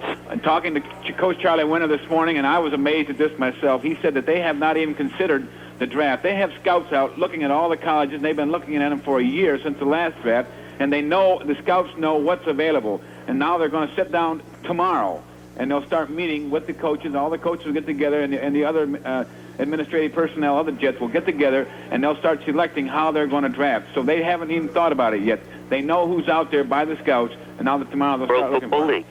Pardon me? Does that include the World Football League? I don't know. I don't think that they're tapping the World Football League yet, because the World Football League is not folded. I want to know who you guys picked to win the Super Bowl this year. Oh, that's easy. The winner of the game between Miami and Oakland next week, and I think it'll be Oakland. You think it'll be Oakland? My friend Dave has a different point of view, I think. I think you're right, Marty. I think the winner of that game will have the best shot, but I think Miami will beat Oakland next week. Right on, Don. Right on. New York Jets football is produced by and through the facilities of WOR Radio in New York City, the flagship station of the New York Jets radio network.